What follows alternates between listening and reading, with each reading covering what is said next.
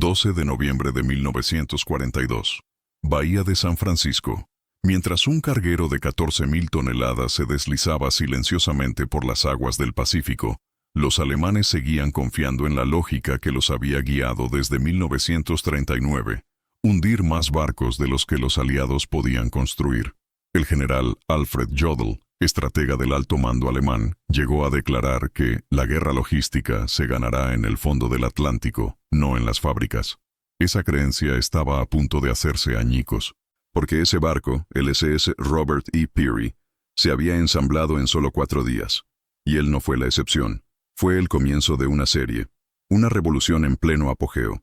Este video revela cómo un civil sin experiencia naval, ignorado por la élite marítima y burlado por los ingenieros tradicionales, desafió toda la doctrina de la construcción naval moderna.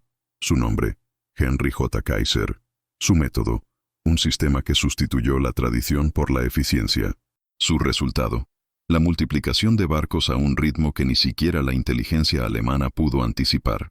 Mientras que los submarinos alemanes contaban los barcos hundidos, Estados Unidos contaba los barcos botados. Y en la contabilidad de la guerra total, esto es lo que decidió quién ganaría. Pero antes de sumergirnos en los datos, hay una estadística que define esta historia y la convierte en algo casi increíble. En 1941, los astilleros tradicionales necesitaban 230 días para construir un solo buque de carga. 3 años después, los estadounidenses lanzaron un barco Liberty cada 4 días. Una hazaña que redujo más de 1 millón de horas de trabajo a solo 350.000. Además, la mayoría de estas embarcaciones fueron construidas por mujeres, migrantes y civiles capacitados en unas pocas semanas, no por maestros artesanos. Mientras Alemania apostaba por la precisión y el elitismo técnico, Estados Unidos creó una máquina de producción en masa que desconcertó incluso a los analistas de la Kriegsmarine. ¿Cómo fue esto posible? ¿Cómo un hombre ignorado por la élite naval transformó la guerra con soldadura, hojas de cálculo y disciplina obrera? Eso es lo que vamos a revelar ahora. Si valoras la historia con profundidad, investigación seria y hechos olvidados por la narrativa oficial, considera dejar tu me gusta y suscribirte. Esto nos permite seguir desenterrando los engranajes ocultos que realmente movieron la victoria. Cuando Henry J. Kaiser firmó su primer contrato con la Comisión Marítima de los Estados Unidos en diciembre de 1940, no había un solo barco en su historia profesional. Hasta ese momento, su reputación se había basado en el hormigón, no en el acero naval. Era un magnate de la construcción, conocido por acelerar proyectos de presas y carreteras en el oeste americano, nada parecido a remaches, calderería o ingeniería marina. Aún así, se comprometió a entregar 30 buques de carga al gobierno británico dentro de 2 años. En los pasillos de la Marina, el gesto fue interpretado como megalomanía, en los periódicos técnicos como imprudencia, y entre prestigiosos ingenieros navales como una afrenta a la tradición. Kaiser no solo ignoraba las convenciones, sino que parecía despreciarlas. En la lógica industrial estadounidense, esto se consideraba peligroso. En la lógica militar alemana, simplemente irrelevante. El almirantazgo alemán, al estudiar los primeros movimientos de la industria naviera estadounidense, descartó a Kaiser como una nota al pie. En memorandos interceptados después de la guerra, los funcionarios de la Kriegsmarine describieron la movilización estadounidense como voluminosa pero desorganizada, un reflejo, dijeron, de la falta de sofisticación técnica. Para los alemanes, una armada seria no improvisaba con civiles. Requería tradición, precisión y linajes. Sin embargo, este fue precisamente el punto ciego que Kaiser vio claramente. Mientras que los astilleros tradicionales pensaban en el patrimonio técnico, él pensaba en el ritmo de producción. Donde otros veían orgullo artesanal, él veía cuellos de botella en el montaje. Y donde se requerían 4 años de aprendizaje para soldar un casco, Kaiser ofreció 2 semanas de capacitación a las mujeres recién llegadas del campamento. La audacia comenzó con una propuesta: transformar la construcción naval en una extensión de las líneas de ensamblaje industrial, como las de Ford y General Motors. Kaiser estudió las secuencias de producción del sector del automóvil y aplicó el mismo razonamiento a la lógica de los astilleros. Para los expertos, la comparación era absurda. Para Kaiser, inevitable. Después de todo, un barco no era más que una gran máquina compuesta de partes interdependientes. Y si un automóvil se podía ensamblar en etapas paralelas, ¿por qué no un carguero? La Comisión Marítima se mostró escéptica, pero la urgencia creció. En 1941, el ritmo de las pérdidas en el Atlántico ya preocupaba a Londres y Washington. Más de 3,6 millones de toneladas de barcos fueron hundidos en un solo año. Y los astilleros tradicionales, siguiendo sus rituales centenarios, entregaban un barco después de al menos 7 u 8 meses de trabajo. Frente a las matemáticas de la guerra, algo tendría que ceder. Alemania apostaba por la lentitud de la industria naval enemiga. Estados Unidos todavía no tenía respuesta. Fue en este vacío de tiempo y confianza que Kaiser avanzó. Sin vínculos con la Marina, sin vínculos con los gremios de constructores, sin obligaciones con el pasado. La audacia no era solo técnica, era filosófica. Propuso un astillero que comenzaría desde cero, levantaría sus estructuras en menos de un año y adoptaría procesos sin precedentes.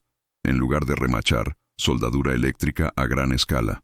En lugar de dibujos ultradetallados, especificaciones funcionales con margen de juicio para los trabajadores. Y en lugar de seleccionar solo profesionales experimentados, abriría vacantes para cualquiera que esté dispuesto a aprender. En agosto de 1941, los primeros trabajadores comenzaron a llegar al astillero de Richmond. No eran marineros retirados ni ingenieros capacitados. Eran limpiadores, trabajadores portuarios, trabajadores rurales, mineros desempleados, amas de casa y adolescentes.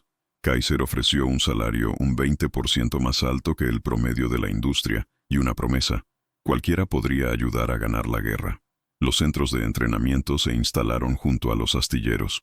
En 2 semanas, un civil común estaba aprendiendo a soldar una línea recta a un mamparo, y ese era su único trabajo. Sin rotación ni aprendizaje enciclopédico, solo eficiencia repetible, a escala, con precisión funcional. La reacción de la élite naval fue de repulsión.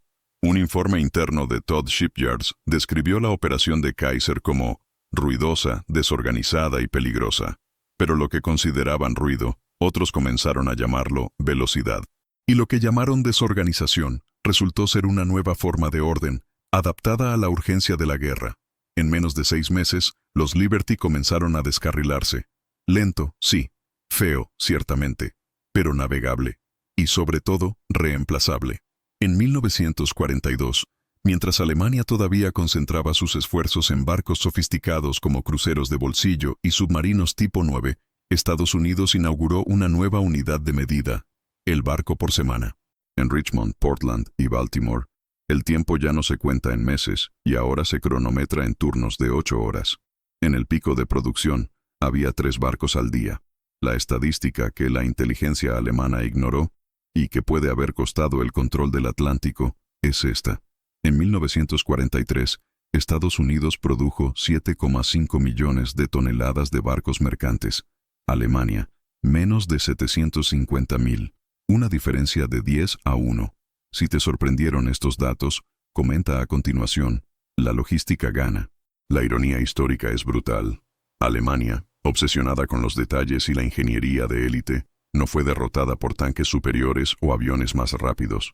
Fue derrotado por barcos improvisados, fabricados por personas que, unos meses antes, nunca habían tocado una máscara de soldador. Y el hombre que comenzó todo, Henry J. Kaiser, todavía era considerado un forastero, un civil que no sabía nada sobre el mar.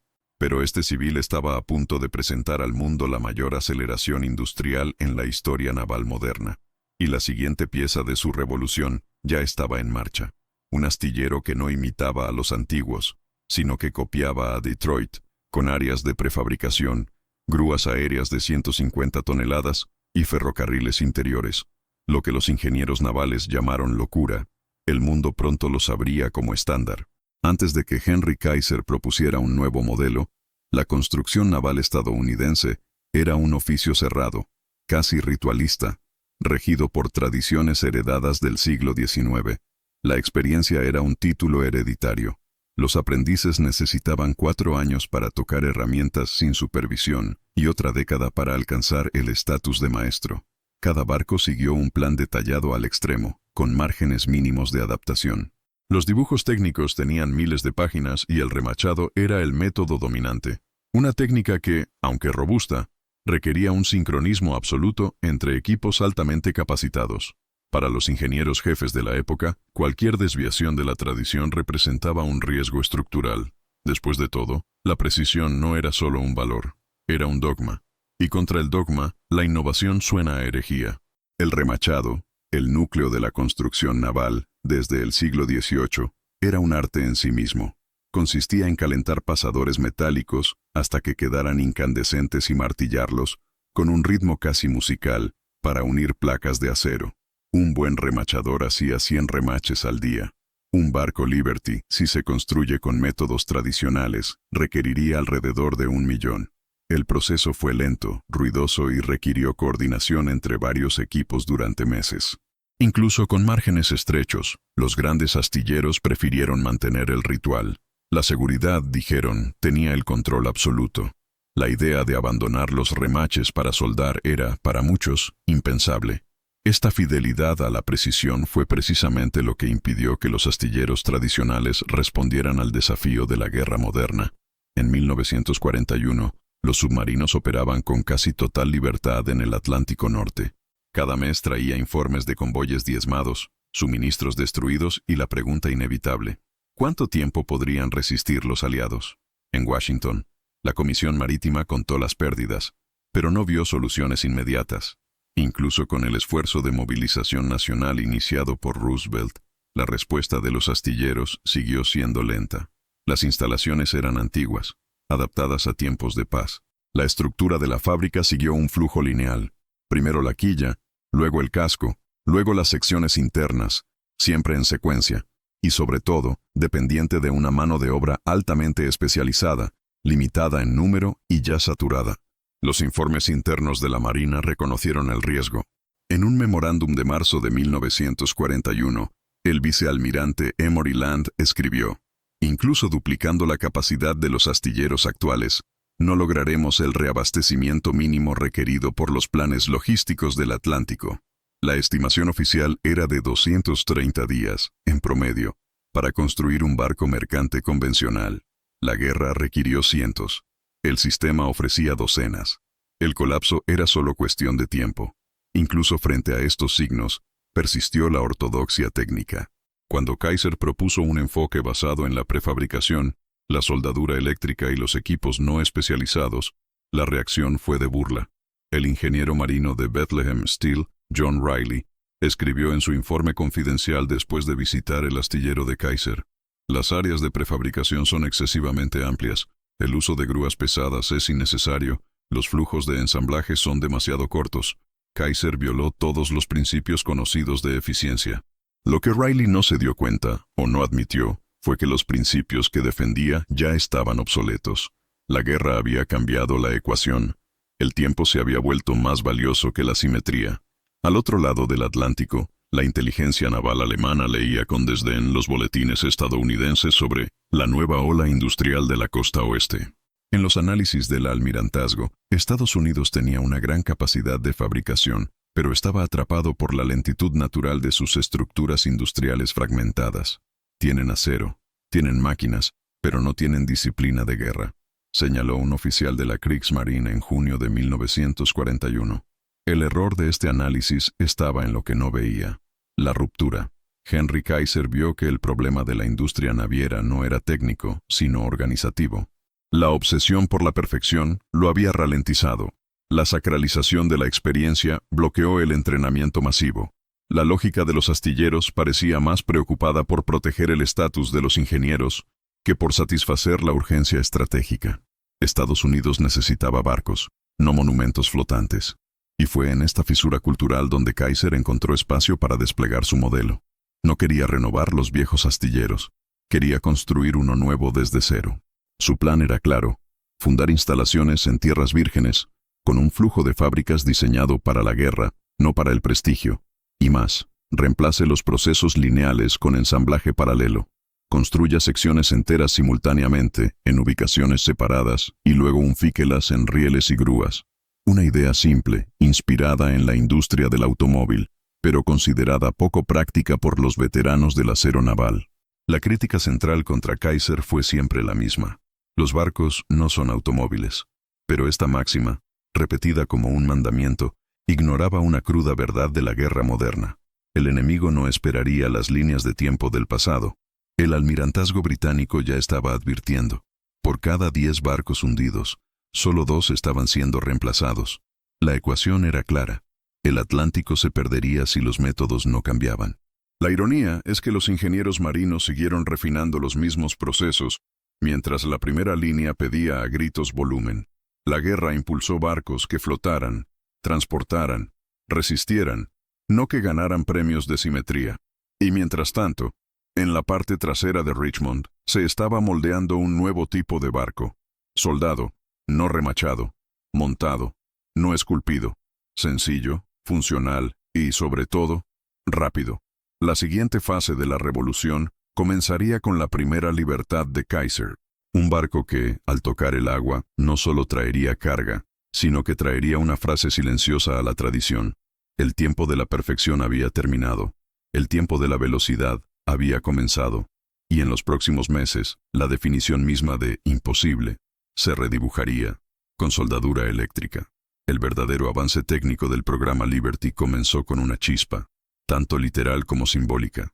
En lugar del tradicional sonido metálico del martillo en el remache al rojo vivo, los astilleros de Henry J. Kaiser se vieron atrapados por un zumbido continuo, el sonido de la soldadura eléctrica, la decisión de abandonar los remaches, el método dominante de construcción naval durante más de un siglo, fue recibida con burla. El propio vicealmirante Emory Land, presidente de la Comisión Marítima, describió la propuesta como peligrosa, inestable e inadecuada para cascos oceánicos. Pero para Kaiser, la soldadura no era una amenaza. Era la única oportunidad de superar la aritmética de la derrota.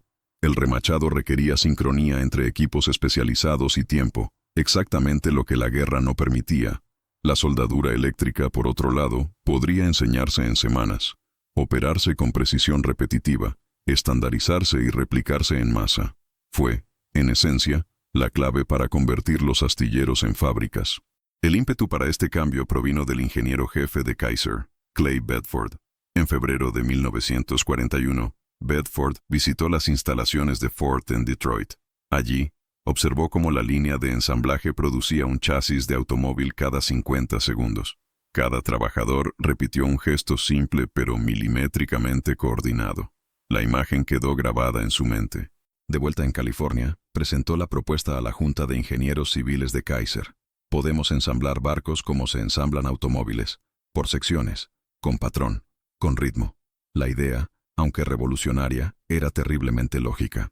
Si el acero se podía cortar en formas predecibles, ¿por qué no preensamblar partes enteras del barco fuera del casco? Si la soldadura podía unir láminas más rápido que el martilleo manual, ¿por qué seguir pasando semanas en lo que se podía hacer en horas? La conversión a la soldadura trajo ganancias inmediatas.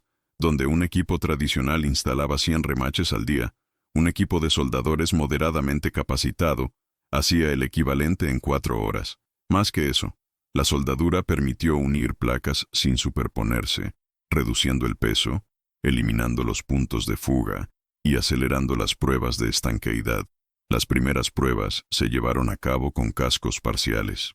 En marzo de 1941, se construyó un prototipo de sección de popa con soldadura al 100%. Después de simulaciones de mares agitados, soportó niveles de presión más altos de lo esperado. La doctrina naval, basada en la experiencia empírica de décadas, comenzaba a tambalearse ante resultados prácticos innegables. Aún así, la reacción del establishment siguió siendo dura. John Riley, el veterano de Bethlehem Steel, dijo en una audiencia a puerta cerrada: los barcos no son automóviles. No se pueden apilar, fundir y alinear con soldaduras rápidas. Esto es jugar con vidas. Pero Riley no entendió que el juego había cambiado. Alemania no se lo esperaba, y el Atlántico se tragó 10 barcos a la semana. Para Kaiser, el riesgo no era intentarlo. Y lo intentó, metódicamente, audazmente y con números. Las áreas de soldadura se multiplicaron. Cada bloque de casco se dividió en segmentos que podían trabajarse simultáneamente en diferentes pabellones. Un equipo se encargó de las placas verticales de los mamparos, otro, las curvas del casco, otro más soldó las secciones de la cubierta. Al final, Las grúas colocaron las estructuras prefabricadas en la quilla. El tiempo de montaje se redujo a la mitad, pero el impacto más profundo fue humano. En lugar de depender de una élite técnica escasa, el sistema de Kaiser permitió la capacitación de miles de soldadores de una sola tarea. El trabajador aprendió a soldar siempre el mismo tipo de unión, con el mismo movimiento, en el mismo ángulo. La curva de aprendizaje se desplomó. La productividad se disparó. La Armada Británica, inicialmente escéptica, también comenzó a prestar atención. En informes enviados a Churchill a fines de 1941, los observadores del almirantazgo describieron el enfoque estadounidense como crudo pero funcional y notablemente eficiente. Para los alemanes, sin embargo, el cambio pasó desapercibido. El almirante Dönitz, comandante de la flota de submarinos, continuó planificando ofensivas basadas en la capacidad productiva de los astilleros tradicionales.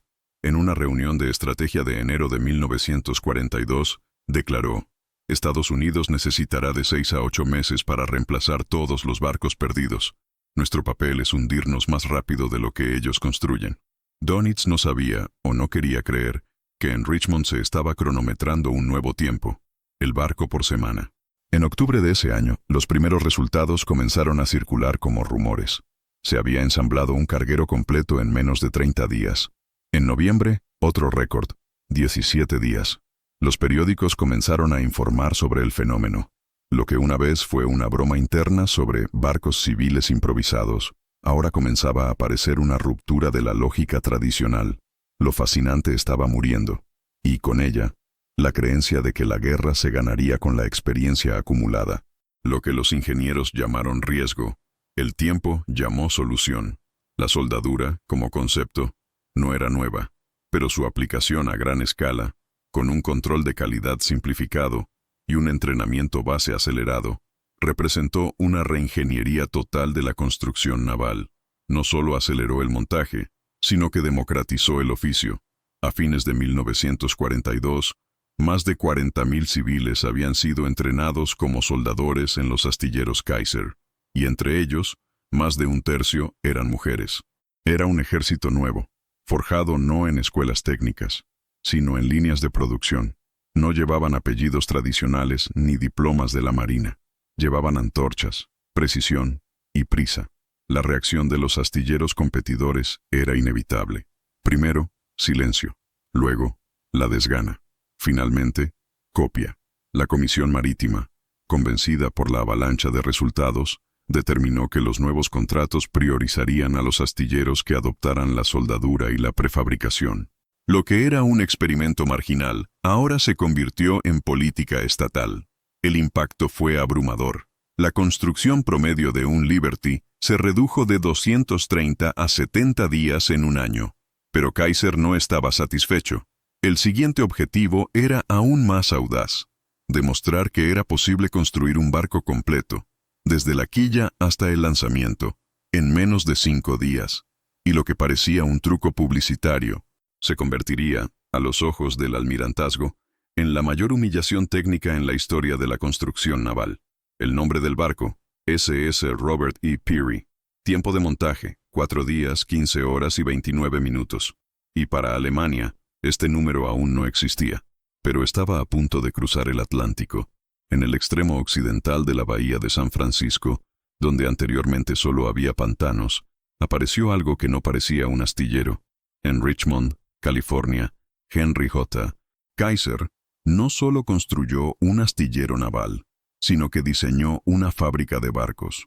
La diferencia fue más que estética, era estructural. Mientras que los astilleros tradicionales seguían una lógica de avance secuencial y lineal, con cada fase dependiendo de la anterior, Richmond operaba como un organismo modular, simultáneo e interdependiente. Los ferrocarriles interiores cruzaban los pabellones como arterias, transportando secciones preensambladas a puntos estratégicos. Las grúas móviles reemplazaron a las torres fijas. Las áreas de corte, soldadura, montaje y acabado trabajaban en paralelo, como células de producción. Cada barco fue construido como si fuera un rompecabezas, pero un rompecabezas que no esperó al principio para llegar al medio. Era una arquitectura de velocidad, diseñada para ignorar el tiempo tradicional. En lugar de operar con el flujo de un río, Richmond se comportó como un reactor de cadena. En lugar de erigir el casco como un trabajo continuo, las piezas venían listas. La proa se hizo mientras se reforzaba la popa. Los mamparos interiores nacieron al mismo tiempo que se soldaba la cubierta. El casco ya tenía secciones pintadas incluso antes de que se cerrara. En resumen, el barco ya existía, mucho antes de que lo pareciera. La lógica era brutalmente funcional. Cada minuto de inactividad era un enemigo a derrotar. Y para eso, Kaiser adoptó métricas que eran impensables para la época. Cronometró cada desplazamiento, estandarizó cada movimiento de la grúa, estudió la distancia entre bancos como si estuviera diseñando un laboratorio quirúrgico. La obsesión por el ritmo reemplazó el orgullo por la finalización. Si flotaba y navegaba, estaba listo. En sus primeros meses de operación, Richmond tenía 4 astilleros, llamados simplemente astilleros 1, 2, 3 y 4. Cada uno operaba con independencia parcial, pero compartía una estructura de soporte, rieles de manejo, existencias y áreas de ensamblaje. Era un ecosistema industrial. Los primeros barcos tardaron 120 días, luego 90. En menos de un año, el promedio ya había bajado a 55 días. Y luego vinieron los discos. El SS Joseph N. Till, en septiembre de 1942, se entregó en solo 10 días hábiles. Y luego, como desafío personal, Kaiser autorizó el experimento definitivo, construir un barco desde cero en tiempo real. Nació SS Robert E. Peary. Con este fin, Richmond se reorganizó como una operación de guerra. Cada sección se construyó con anticipación y se almacenó. El plan era ensamblar todas las partes en sincronía, conectando bloques completos en secuencia cronometrada. El temporizador se inició el 8 de noviembre de 1942.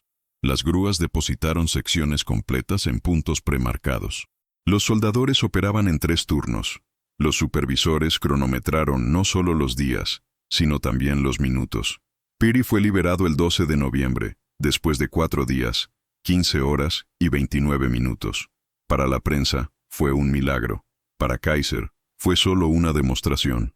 La guerra, dijo, requería gestos simbólicos que hacían que lo imposible pareciera rutinario. El impacto fue inmediato. Los periódicos de todo el país informaron de la hazaña con titulares que mezclaban patriotismo y asombro.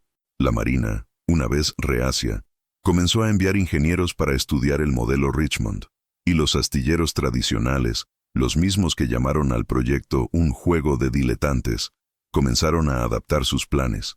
Incluso el ejército comenzó a estudiar Richmond como referencia para futuros centros logísticos. Lo que comenzó como una aberración se convirtió en un modelo, y no solo en concepto, sino en la práctica. Richmond demostró que la eficiencia era una cuestión de estructura, no solo de disciplina. La ironía de esta historia es que la solución estaba frente a ellos. Durante décadas, los astilleros se han negado a repensar sus propios cimientos. Prefirieron la fidelidad a la tradición al coraje de la ruptura. Kaiser, que venía del extranjero, no le debía nada a este pasado, y así pudo ver lo obvio. Si te gusta desentrañar estos hechos, muestra tu apoyo. Dale me gusta y suscríbete para que podamos ofrecerte contenido más detallado. Pero el verdadero shock aún estaba por llegar. Porque no bastaba con construir naves rápidamente, había que asegurarse de que cada una de ellas cumpliera su misión. Alemania contaba con fracasos. Esperaba grietas, fugas, colisiones. Pero lo que sucedió en el mar contradijo todo lo que los estrategas navales esperaban de los barcos improvisados. Y en la siguiente parte, veremos cómo Liberty, aunque es simple, resultó ser casi indestructible. No tenían apellidos en revistas técnicas, ni medallas al mérito naval. Muchos ni siquiera habían visto el océano antes de llegar a los astilleros. Pero en Richmond, fueron estas manos anónimas las que levantaron la flota logística más grande en la historia de la guerra. En el apogeo de la producción, más de 90,000 civiles pasaban diariamente por las puertas de los astilleros de Henry J. Kaiser. Entre ellos, más de 24,000 eran mujeres. Decenas de miles más eran sureños negros que emigraron en busca de trabajo y dignidad. Había japoneses americanos, mexicanos, indios, hijos de campesinos, amas de casa, camareros, conductores, limpiadores, mineros y costureras. La mayoría no tenía experiencia industrial. No sabían nada sobre el acero naval, pero aprendieron. En 2 semanas de capacitación intensiva, a cada trabajador se le asignó una tarea única: soldar, cortar, levantar, pintar, alinear. Y con eso, construyeron barcos de 14.000 toneladas. La guerra había convertido a civiles comunes en agentes industriales de una máquina sin precedentes. El modelo de Kaiser no dependía del genio técnico, dependía del método. Entendió que la especialización tradicional, basada en décadas de aprendizaje, era incompatible con la velocidad de la guerra total. La solución: fragmente el proceso en pasos elementales y enseñe cada uno de manera estandarizada. La capacitación fue repetitiva, pragmática y orientada a la producción. No había tiempo para la teoría naval. Solo había un objetivo: la eficiencia. Si una persona dominaba una sola tarea de manera consistente, podía producir más de un maestro artesano atrapado en múltiples roles. Esta filosofía, aplicada a escala, desmanteló siglos de jerarquía técnica. La presencia femenina en los astilleros fue una revolución social silenciosa. Llegaron porque los hombres estaban al frente, pero se quedaron porque demostraron su eficacia. Las mujeres soldaban, remolcaban, operaban grúas y supervisaban secciones de producción enteras. En 1943, alrededor del 30% de la fuerza laboral de Richmond estaba compuesta por mujeres, muchas de ellas madres solteras, viudas o esposas de soldados. Algunos tenían 18 años, otros más de 50. La lógica tradicional de la ingeniería naval, que veía el oficio como masculino, pesado y hereditario, se derrumbó frente a los datos de productividad en bruto. En ciertas áreas de llegada, los equipos femeninos superaron a los grupos de veteranos. La resistencia inicial dio paso al número. Lo que funcionó, permaneció. Lo mismo ocurrió con las minorías.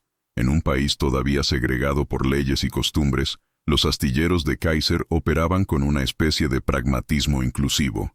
Los negros y los latinos fueron contratados en masa, no por ideología, sino por necesidad, y al ocupar los espacios previamente reservados para los blancos, demostraron su valía con el rendimiento. La segregación racial no ha desaparecido, pero por primera vez, miles de hombres y mujeres no blancos participaron directamente en el esfuerzo de guerra industrial, no como auxiliares, sino como operadores, líderes de sección, entrenadores e inspectores. Fue una revolución moral librada en silencio, con guantes y máscaras, frente a las llamas de la soldadura. Esta movilización humana formó un ejército sin armas, pero con ritmo. Los barcos de la libertad no llevaban la firma de un genio, sino de decenas de miles de trabajadores invisibles. Y cada uno de ellos sabía que su esfuerzo sostenía los convoyes en el Atlántico, los suministros en Guadalcanal, los marines en Iwo Jima. Era una responsabilidad casi abstracta, pero emocionalmente presente. Los carteles en los astilleros recordaban: este barco lleva vidas. Y esta conciencia, sumada a la repetición metódica, creó una nueva cultura industrial. No de perfección, sino de propósito. El sistema de Kaiser también introdujo un concepto sin precedentes de asistencia social industrial.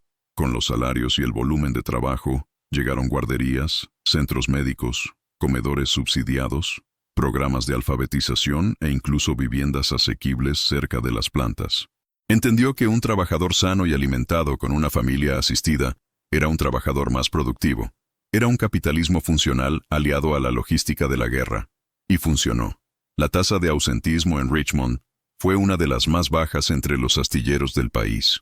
La tasa de accidentes graves disminuyó mes a mes, y las primas de productividad se estaban acumulando. A diferencia de Alemania, cuya producción estaba centralizada, jerárquica y cada vez más obstaculizada por los bombardeos aliados, Estados Unidos pudo dispersar su capacidad de fabricación mientras unificaba el método. Richmond fue solo el primero. Pronto llegaron Portland, Baltimore, Nueva Orleans, Mobile, todo replicando la lógica de los módulos, la soldadura y la capacitación masiva. El barco Liberty se convirtió en un código fuente. Podía ser ensamblado en cualquier lugar, por cualquiera, con resultados similares. Fue la democratización de la ingeniería, la antiingeniería clásica. En el período de posguerra, muchos de estos trabajadores volverían al anonimato. Algunos serían olvidados por la historia oficial. Pero sin ellos, sin esta fuerza bruta de la voluntad colectiva y la disciplina obrera, ningún plan logístico, por ingenioso que fuera, Habría sostenido los arsenales del Pacífico o del desembarco de Normandía. Fue el gesto repetido por manos anónimas lo que sostuvo los pilares de la victoria. ¿Y para los alemanes? La comprensión de esto llegó tarde. Un informe capturado de la Abwehr, la inteligencia militar nazi, describió a los Liberty como barcos feos, construidos apresuradamente con baja esperanza de vida. La evaluación, demasiado técnica, no vio la esencia. No necesitaban durar, necesitaban llegar. Y llegaron. En 1944, más del 70% de la carga aliada cruzó el océano en barcos Liberty. Por cada uno hundido, 2 ya estaban listos para reemplazarlo. Pero incluso con todo este esfuerzo humano y ritmo de fábrica, una pregunta se cernía sobre el programa. ¿Resistirían estos barcos improvisados en el campo de batalla? ¿Podrían resistir los torpedos, los bombardeos, los mares agitados? La respuesta no vendría en pruebas de laboratorio, sino en el fuego real de la guerra, y en una serie de episodios que convertirían al Liberty en el símbolo improbable de la resiliencia del océano. El primer barco Liberty construido por Henry J. Kaiser tardó 197 días en completarse. Fue un esfuerzo pionero, aún rodeado de dudas, improvisaciones y fricciones con los métodos tradicionales. Incluso con el retraso en relación con el objetivo inicial, ya representaba una amenaza velada para el prestigio de los astilleros clásicos. Pero nadie, ni siquiera los ingenieros más optimistas de la Comisión Marítima, imaginó la curva que estaba a punto de formarse. Porque después de ese primer casco, cada rendición posterior se convertiría en una refutación viva de la doctrina anterior. El segundo barco tardó 135 días. El tercero, 98. En menos de 6 meses, Kaiser había reducido el tiempo promedio de construcción en más del 50%, y no había señales de desaceleración. La fila era descendente y vertiginosa. Los barcos no solo se estaban volviendo más rápidos de ensamblar, se producían con más precisión, menos desperdicio y, sorprendentemente, con menos reelaboración que los barcos remachados de las grandes corporaciones. El equipo estaba montado. En los patios de Richmond, cada sector operaba con un horario sincronizado al minuto. El casco se dividió en 250 bloques principales, y cada bloque se subdividió en paneles, refuerzos, tubos y soportes. Cada artículo se fabricó en diferentes lugares, simultáneamente. Una pieza de proa se podía soldar al mismo tiempo que una escotilla de popa, sin tener que esperar a la otra. Cuando los bloques llegaron al punto de ensamblaje final, todo ya había sido soldado, pintado, ajustado y sellado probado. El astillero ya no era un sitio de construcción, era una línea de producción segmentada por celdas, inspirada en la ingeniería industrial pero adaptada a la escala oceánica. En 1942, los astilleros de Kaiser entregaron 45 barcos. En 1943, 166. En 1944, 306. La curva de aprendizaje, que en la teoría industrial tiende a estabilizarse después de cierto punto, en Richmond parecía ignorar la lógica. Con cada nuevo trimestre, el tiempo de construcción disminuyó, incluso con el aumento del volumen. La estandarización permitió predecir los errores antes de que ocurrieran. El inventario se gestionó mediante códigos de colores y rieles internos. Las piezas más grandes llegaron en tren, piezas más pequeñas, por camiones sincronizados con los cambios. La gestión del tiempo era tan rígida que los retrasos de 5 minutos en un paso provocaban reuniones de crisis entre los supervisores. Era una cultura en la que la urgencia no era retórica, era métrica. La culminación de esta transformación fue el lanzamiento del SS Robert E. Peary en noviembre de 1942. Concebido como una prueba de concepto, el Peary sería la respuesta definitiva a la pregunta que aún se cernía sobre la industria naval. ¿Sería posible conciliar la velocidad con la integridad estructural? La misión era ambiciosa: levantar todo el barco en menos de 5 días. Para ello, Kaiser preparó cada sector con semanas de antelación. Los bloques fueron prefabricados, probados, numerados y colocados en áreas de acceso rápido. Cuando el reloj comenzó a correr, las 24 horas del día, los equipos se turnaron en 3 turnos, con comida y transporte garantizados internamente. Las grúas operaban en constante rotación. Los soldadores se distribuían en pares especializados por tipo de unión. En 4 días, 15 horas y 29 minutos, el barco estaba listo para ser botado, y flotó sin ninguna corrección estructural adicional. La tradición acababa de ser humillada, en silencio y con precisión matemática. La entrega de Peary fue más que una hazaña técnica. Fue un momento simbólico. Representó el colapso de una jerarquía construida sobre siglos de conservadurismo. Los astilleros que anteriormente requerían 200 días para construir un buque, ahora debían admitir que el mismo producto podía ser entregado en menos de una semana, por civiles, en nuevos astilleros, utilizando técnicas que antes se llamaban no navales. El Peary navegaba como cualquier otro Liberty, transportaba carga como cualquier otro Liberty, resistía el mar como cualquier otro Liberty, pero su existencia obligó a todos los ingenieros escépticos a enfrentarse a una verdad devastadora. Ya no era posible defender la tradición sin parecer ineficiente. El impacto de esta hazaña reverberó no solo en los EU, sino también en la inteligencia alemana. En los informes interceptados por la OSS y publicados después de la guerra, se registra la siguiente observación de la Kriegsmarine sobre los barcos Liberty. La producción estadounidense indica un método de guerra total, donde el valor de un barco ya no está en su excelencia técnica, sino en su incesante multiplicación. El enemigo cambia el refinamiento por la cantidad, y al final, esto puede ser más decisivo.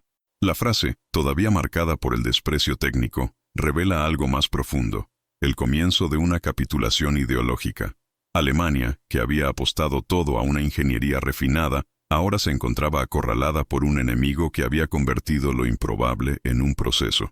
Pero la curva no se detuvo en Peary, se ha convertido en la norma. En 1943, la construcción promedio de un Liberty ya era de 42 días. En algunos astilleros, como el de Oregón, este promedio ha bajado a 35. El récord absoluto de construcción en serie, 4 barcos entregados en la misma semana, por un solo astillero, se produjo en abril de ese año. Mientras tanto, los astilleros alemanes vieron su producción lenta, estrangulada por la falta de acero, los ataques aéreos y la mano de obra agotada. En 1944, el contraste era marcado. Estados Unidos lanzó más de 500 barcos Liberty. Alemania, solo 27 nuevos cargueros marítimos. La guerra logística ya estaba decidida. Y, sin embargo, muchos todavía veían a los Liberty como frágiles, feos y desechables. Lo que no sabían, y lo que se revelará a continuación, es que algunos de estos barcos resistirían 2 torpedos, flotarían por la mitad y, en ciertos casos, regresaría a casa, porque la próxima humillación sería en el mar, y no vendría de la velocidad de construcción, sino de una durabilidad inesperada. En la mañana del 12 de noviembre de 1942, un grupo de oficiales de la Comisión Marítima se colocó discretamente en el costado del astillero número 2, en Richmond. Entre ellos, el vicealmirante Emory Scott Land, presidente de la Comisión y arquitecto de la política naval estadounidense desde la década de 1930. Conocido por su rigidez, Land era el símbolo de la ingeniería naval ortodoxa, un firme defensor de los métodos fascinantes y escalonados y la autoridad jerárquica sobre cualquier innovación civil. A su lado, los ingenieros de la Marina observaban atentamente el cronómetro instalado cerca de la plataforma. Todos sabían lo que estaban a punto de ver. El SS Robert E. Peary, construido en un tiempo récord, estaba a punto de ser botado. El mundo ya conocía el número. 4 días, 15 horas y 29 minutos desde el inicio de la asamblea. Pero lo que estaba en juego allí no era solo un barco. Era toda una doctrina. Y cuando Peary bajó las rampas y tocó el agua sin problemas, sin grietas, sin correcciones estructurales, el silencio que siguió fue más elocuente que cualquier informe técnico. Land, que se había opuesto a la soldadura, la prefabricación y la lógica de fábrica, murmuró a un asistente, con una voz suficiente para ser escuchada por 2 reporteros. Hace 6 meses, habría dicho que esto era imposible. La frase corrió por los pasillos del poder como un sello de rendición, porque aquí estaba la máxima autoridad de la construcción naval estadounidense reconociendo que todo lo que creía inviolable había sido superado por un civil, y no por casualidad. Henry J. Kaiser, presente en la ceremonia, permaneció en un segundo plano. No habló. No fue así. Se limitó a observar, con los brazos cruzados, el resultado de su obsesión. El reconocimiento de Land fue más que personal, fue institucional. Días después, la Comisión Marítima emitió una nueva directiva. Todos los astilleros contratados por el gobierno deberían, a partir de ese momento, adoptar los principios aplicados en Richmond. Lo que una vez fue la excepción se convirtió en la norma. La doctrina había cambiado. El impacto del cambio fue inmediato. Los astilleros tradicionales, como los de Bethlehem Steel y Newport News, han comenzado a revisar sus procesos. Se enviaron ingenieros a Richmond, Portland y Sausalito, no para supervisar, sino para aprender. Los informes internos abandonaron el término barco improvisado y comenzaron a adoptar la expresión barco modular estandarizado. El lenguaje cambió porque la realidad ya había cambiado. La velocidad de Kaiser se había convertido en la vara de medir por la cual se mediría a todos, y esto obligó incluso a los más resistentes a inclinarse. En Alemania, los informes de la Kriegsmarine continuaron desdeñando a los Liberty, pero entre las líneas técnicas comenzaron a surgir dudas. En un análisis confidencial de diciembre de 1942, un oficial de inteligencia naval alemán señaló: la velocidad de reabastecimiento de los cargueros estadounidenses excede nuestras tasas de destrucción. Hay signos de construcción en serie con un tiempo de menos de 30 días. Si este ritmo continúa, nuestras estimaciones de asfixia del tráfico aliado deberían revisarse a la baja. La lógica nazi, que desde el principio apostó por controlar el mar que se hundía más rápido de lo que los estadounidenses podían construir, comenzó a desmoronarse ante las estadísticas. Y aquí, un hecho crucial que los alemanes ignoraron, o prefirieron no creer. En 1943, Estados Unidos producía más de 140 barcos Liberty por trimestre, mientras que Alemania lanzó, en el mismo periodo, menos de 15 cargueros de tamaño mediano. La diferencia era de casi 10-1. Si esta escala te impresiona, escribe en los comentarios. La logística gana, porque eso es exactamente lo que comenzó a suceder. Pero quizás el mayor símbolo de la derrota doctrinal no fue Peary, ni los registros posteriores. Fue el cambio de tono en el propio discurso de Land. Un mes después de la liberación de Peary, en una audiencia en el Congreso declaró: la guerra moderna exige velocidad sobre la tradición. Si nuestros astilleros no se adaptan, serán superados no solo por el enemigo, sino también por sus propios aliados. La frase sonaba como un epitafio de la vieja ingeniería naval. La autoridad que anteriormente había rechazado el cambio, ahora lo defendió públicamente. Los periódicos trataron a Peary como un acto heroico.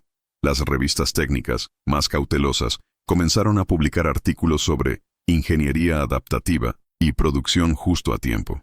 La industria naviera estaba experimentando un realineamiento silencioso, y Henry J. Kaiser, hasta entonces visto como un forastero, ahora se llamaba el hombre que construyó la flota de la Victoria. No solo había acortado los plazos, sino que había obligado al país a repensar su propia lógica industrial. El impacto también llegó a la estructura gubernamental. El Departamento de la Marina comenzó a exigir nuevos diseños de barcos para considerar la viabilidad de la producción en masa. Los futuros barcos de transporte, Victory Ships, se basarían en los mismos principios que el Liberty, pero con una velocidad superior. Kaiser, incluso sin formación técnica, fue invitado a participar en comités estratégicos de producción. Su visión, una vez ridiculizada, ahora daba forma a las decisiones estatales. Y al otro lado del Atlántico, en los búnkeres donde los oficiales de la Kriegsmarine revisaban los mapas de intercepción y los informes de hundimiento, comenzó a surgir una nueva pregunta. No cuántos barcos hemos hundido, sino cuántos quedan. Y la respuesta, cada vez más, fue desconcertante. Porque los convoyes aliados no disminuyeron la velocidad, lo hicieron. Con cada ataque exitoso, 2 o 3 barcos parecían reemplazar. La lógica de la destrucción estaba perdiendo ante la lógica de la multiplicación, pero había otro secreto detrás del éxito del Liberty, algo que los alemanes no descubrieron hasta demasiado tarde. No fue solo el ritmo de producción, era el destino de las piezas. Porque mientras Alemania luchaba por mantener las líneas ferroviarias y el suministro interno, los estadounidenses habían creado un sistema de transporte y ensamblaje tan eficiente que podían ensamblar barcos lejos de la costa, transportar secciones por ferrocarril y lanzar convoyes enteros simultáneamente. Y este sistema invisible, que comenzó en almacenes en el interior y terminó en puertos abastecidos en tiempo real, será el tema de la próxima revelación. En Berlín, dentro de los muros reforzados de los cuarteles de la Kriegsmarine, el Estado Mayor de la Armada nazi seguía convencido de que el Atlántico era su dominio estratégico absoluto. Desde 1939, La doctrina había sido clara. La clave para asfixiar a los aliados radicaba en cortar sus venas logísticas. Los submarinos tipo 7 y 9 patrullaban las rutas comerciales como depredadores invisibles.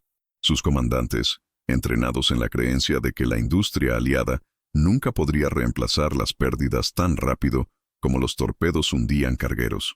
Las estadísticas parecían validar la estrategia. En la primera mitad de 1942, los submarinos hundieron más de 600 buques aliados. La factura era brutal, 2 barcos hundidos por día. Para el almirante Karl Dönitz, esta fue la confirmación final. La victoria vendría a través del agotamiento. Pero hubo un factor que el alto mando alemán ignoró. El tiempo de producción del enemigo ya no era el de 1939. La lógica tradicional de la construcción naval, que requería meses para cada casco, se había roto, y con él toda la base para calcular el esfuerzo submarino. Porque mientras 2 barcos aliados se hundían por día, 3 nuevos Liberty aparecían en el mismo intervalo, y con una velocidad cada vez mayor. La inteligencia alemana, aunque eficiente en la interceptación de comunicaciones y el mapeo de rutas, no logró descifrar el nuevo ritmo industrial de Estados Unidos. Parte de esta ceguera provino de la propia convicción doctrinal. La armada alemana, imbuida de una cultura técnico-aristocrática, no podía concebir que los civiles sin formación naval, que operaban en astilleros de nueva construcción, pudieran generar barcos funcionales en serie. Para ellos, el mar era un dominio sagrado y los astilleros templos de refinada artesanía. Esta mentalidad les impidió tomar en serio los primeros informes sobre Richmond. El término barco Liberty, cuando apareció por primera vez en los análisis de la Abwehr, iba acompañado de la expresión improvisado, de baja resistencia, de bajo valor militar. Ningún analista creía que fueran relevantes a gran escala. Fue un error de percepción y de arrogancia. Mientras tanto, en los Estados Unidos, la lógica era diferente. La guerra fue vista como una ecuación logística. Cada Liberty lanzado no era solo un barco, sino un eslabón rehecho en la cadena de suministro que mantenía el frente en movimiento. Tanques, municiones, alimentos, uniformes, repuestos, camiones, petróleo, todo pasaba por ellos. Richmond, Portland, Mobile, Baltimore. Docenas de astilleros ahora trabajaban bajo el mismo modelo. Producción paralela, soldadura en masa, diseño modular, mano de obra civil capacitada y horarios cronometrados al segundo. La guerra no se estaba decidiendo en las profundidades del océano, sino en las llanuras industriales de California, Luisiana, Nueva Jersey. Y este teatro de guerra era invisible para Berlín. Los alemanes tampoco calcularon otro factor. El ritmo de construcción no solo fue mayor que el hundimiento, también era geográficamente inmune. Mientras los submarinos luchaban por operar cada vez más lejos, arriesgándose a patrullas de hasta 100 días en medio del Atlántico, los astilleros estadounidenses producían con total seguridad a miles de millas de la línea del frente. La cadena de suministro industrial estadounidense estaba blindada por una geografía continental a la que ningún bombardero o submarino enemigo podía llegar. Era una ventaja estratégica que ningún almirante alemán podía replicar. Esta disparidad comenzó a surgir en los propios informes de la Kriegsmarine en 1943. Un documento clasificado, encontrado después de la guerra, revela la creciente perplejidad. El número de cargueros disponibles por el enemigo no sigue el patrón de reemplazo esperado. Los trenes no disminuyen la velocidad. Las pérdidas no reducen su capacidad. Debemos considerar la hipótesis de una producción extraordinaria, fuera de los parámetros conocidos. Alemania, orgullosa de su ingeniería de precisión, ahora veía un enemigo que no apostaba por la excelencia individual, sino por la eficiencia colectiva. Cada Liberty lanzado era un mensaje. El mar ya no pertenecía a los cazadores, sino a los transportistas. Y la respuesta estadounidense no se limitó al reemplazo. Ella subió. En lugar de reponer de 2 en 2, Estados Unidos comenzó a producir más allá de lo necesario. En 1944, ya había más barcos Liberty disponibles que convoyes para ocuparlos. Fue el primer caso en la historia naval en el que la producción superó la demanda real de la guerra. Esto permitió márgenes de maniobra sin precedentes. Era posible planificar ofensivas no sobre la base de la disponibilidad de transporte, sino sobre la base del exceso de transporte. Lo que una vez limitó el alcance, ahora impulsó la acción.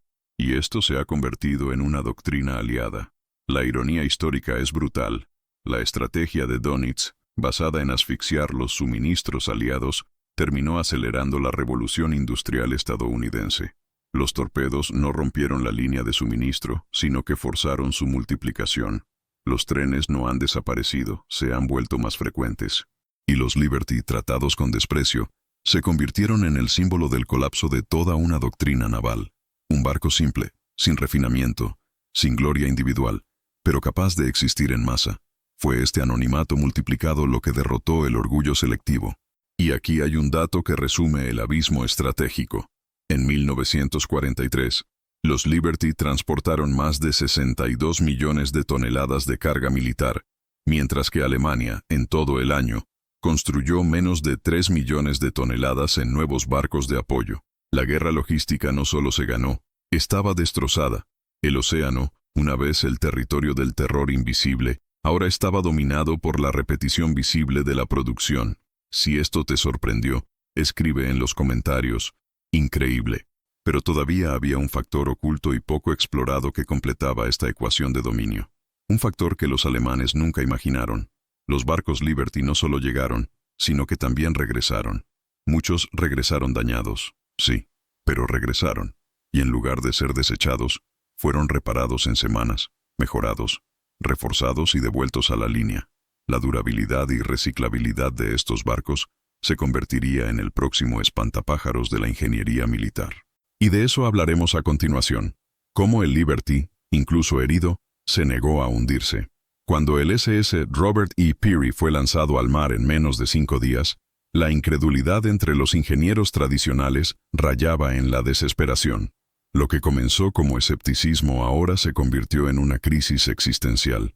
En astilleros centenarios como Todd Shipyards, con raíces en el siglo XIX, ya no se podía ignorar el impacto del modelo Kaiser. Los informes internos de noviembre de 1942 revelan una creciente molestia. La tasa de producción de los Liberty Ships desafía los márgenes conocidos de tolerancia técnica. Se requiere un estudio exhaustivo de las prácticas del señor Kaiser. La frase, cuidadosamente escrita, disfrazó un colapso ideológico. Aquellos que durante décadas habían definido lo que era la calidad naval, ahora se vieron obligados a admitir que la cantidad funcional estaba ganando a la perfección artesanal.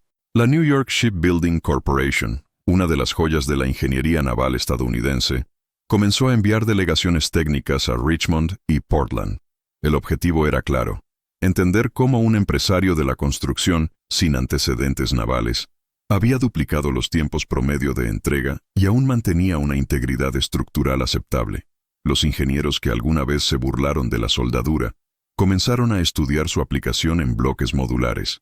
El término eficiencia operativa ha comenzado a reemplazar la precisión técnica como métrica principal en los informes. Lo que se experimentó no fue un simple cambio de técnica, fue una reestructuración de valores.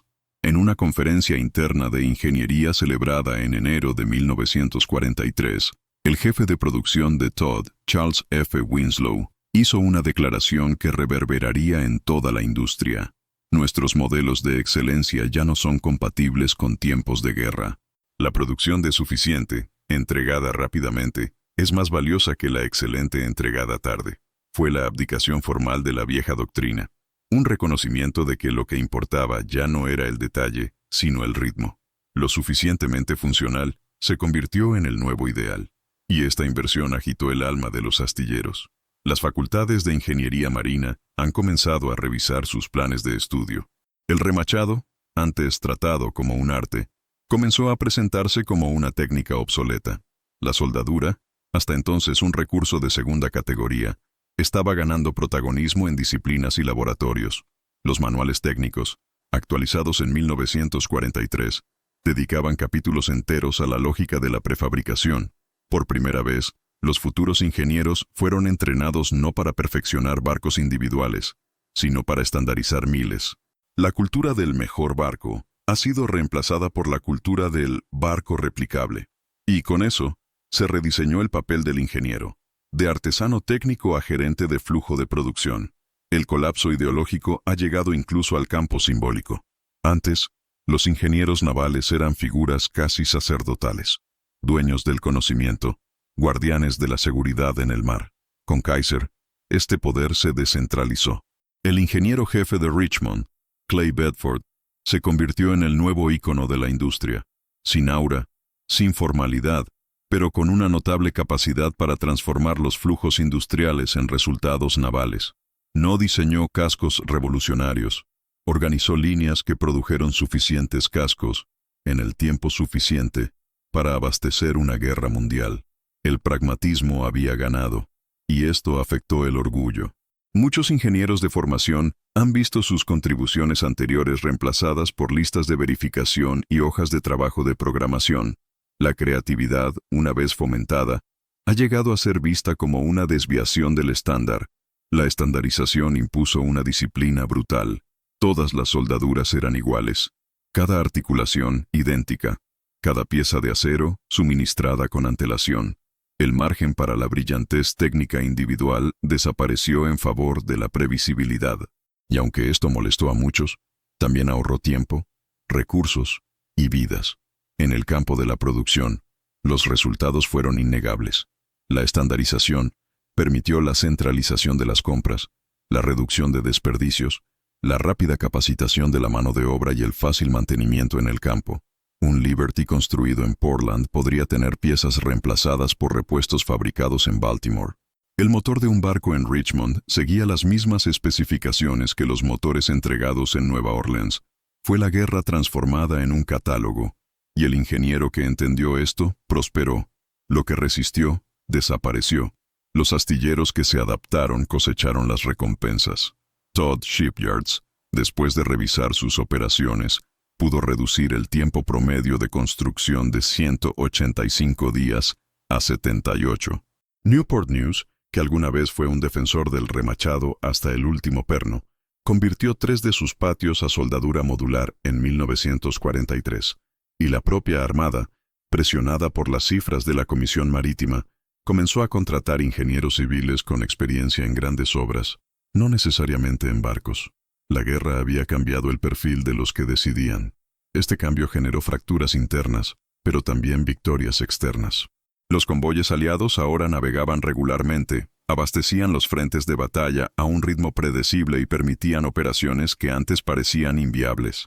El desembarco en África en 1942 y el transporte logístico a Italia en 1943 fueron posibles gracias a la cadencia del Liberty.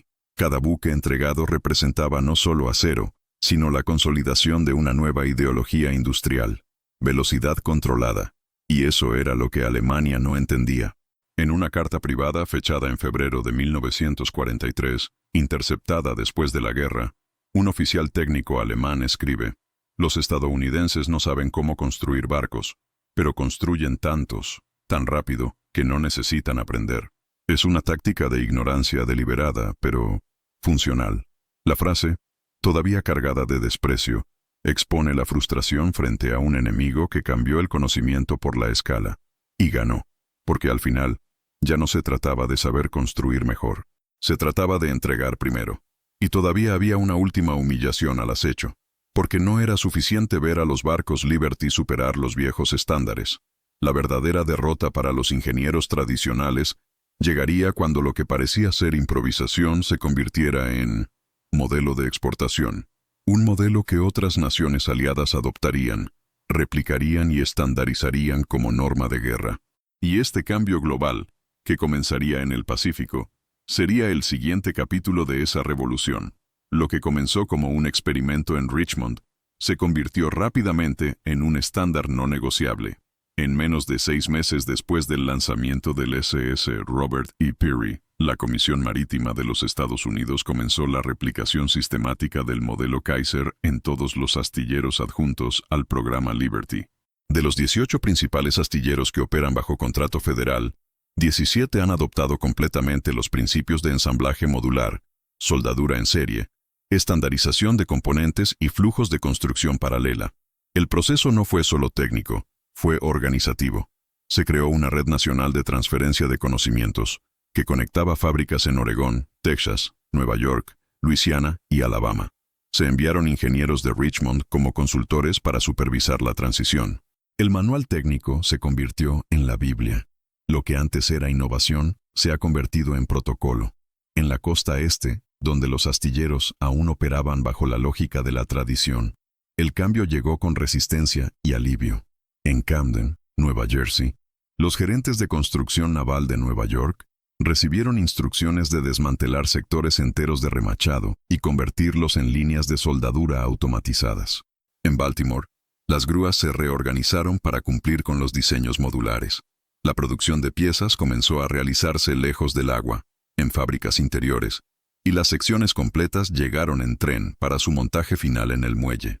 Esto rompió un paradigma centenario. Ya no era necesario tener el mar a la vuelta de la esquina para construir barcos. La velocidad con la que se expandió el modelo asustó incluso a quienes lo crearon. En enero de 1943, el propio Henry J. Kaiser declaró: «Esperábamos convencer a los astilleros, no refundar la ingeniería naval de la nación». Pero eso es exactamente lo que sucedió. El Departamento de la Marina, que anteriormente había visto a Kaiser como un operador periférico, comenzó a exigir que los nuevos contratos de construcción se ejecutaran bajo los métodos Richmond-Kaiser.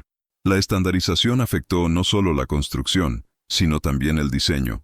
Todos los barcos Liberty ahora seguían especificaciones idénticas, lo que permitía que las piezas fabricadas en un estado se instalaran sin ajuste en otro. Esto redujo los inventarios, aceleró las reparaciones e hizo que todo el sistema fuera resistente. El impacto logístico de esto fue devastador para el eje, porque, contrariamente a lo que esperaban los planificadores alemanes, la capacidad industrial estadounidense no era estática. Se multiplicó por repetición. Mientras Alemania dedicaba meses a cada submarino, Estados Unidos dividía el trabajo de docenas de barcos simultáneos entre centros interconectados. Las plantas fueron copiadas. Las secuencias fueron cronometradas. Las hojas de cálculo se han convertido en armas. La guerra no se ganaba mediante la innovación continua, sino mediante la replicación metódica. Y cada nuevo astillero convertido aumentaba el ritmo como engranajes sincronizados. La prefabricación se ha convertido en un mantra. En lugar de comenzar con una quilla y elevar el barco progresivamente, a medida que se construía una catedral, los estadounidenses ahora ensamblaron secciones completas, paredes, motores, cubiertas, casas, en paralelo. Posteriormente, estas secciones se unieron como bloques gigantescos con soldaduras continuas. El tiempo en dique seco se redujo de meses a días, y como cada Liberty era igual a la otra, la curva de aprendizaje desapareció. El mismo soldador que trabajaba en Portland podría ser transferido a Wilmington y continuar trabajando sin adaptación. Fue la creación de un lenguaje técnico único, hablado de costa a costa. El efecto multiplicador de esta uniformidad se sintió en toda la cadena logística. Las empresas que antes producían piezas a medida para cada tipo de barco, ahora recibían un único dibujo técnico para fabricar a escala. Las fundiciones, las plantas metalúrgicas, las acerías, los transportistas y los ferrocarriles comenzaron a operar en sincronía con los astilleros. La guerra creó su propio ritmo. Trenes cargados de cascos, motores y compartimentos cruzaban el país a horas fijas, abasteciendo el esfuerzo naval como si fueran líneas de montaje móviles. Richmond se había convertido en el cerebro. El resto del país, sus armas. Incluso la capacitación estaba estandarizada. El Servicio de Producción de Guerra creó manuales ilustrados que enseñaban a cualquier trabajador, en cualquier lugar, cómo realizar las mismas tareas con el mismo estándar. Las escuelas técnicas se multiplicaron. En Detroit, Houston, Seattle y Savannah, los civiles fueron entrenados en semanas para operar equipos, aplicar soldaduras y ensamblar secciones. No había más tiempo para entrenar a los maestros. Era necesario entrenar a los multiplicadores. El orgullo del trabajo dio paso al pragmatismo de la función. En menos de un año, el efecto dominó de la estandarización había rediseñado la capacidad naval estadounidense. El tiempo promedio para construir un Liberty se redujo de 230 días a 42, incluso fuera de Richmond. Los astilleros recién convertidos en Mobile y South Portland pudieron lanzar más de 30 barcos por mes. El país no solo construyó rápido, ahora, construyó rápido en cualquier lugar. La revolución dejó de ser un caso aislado y se convirtió en un sistema nacional de guerra, una máquina que opera en sincronía contra el reloj de la destrucción. Y los informes comenzaron a reflejar esto. En abril de 1943, un memorando interno del Departamento de la Marina dispuso por primera vez la superación de la pérdida de tonelaje en el Atlántico.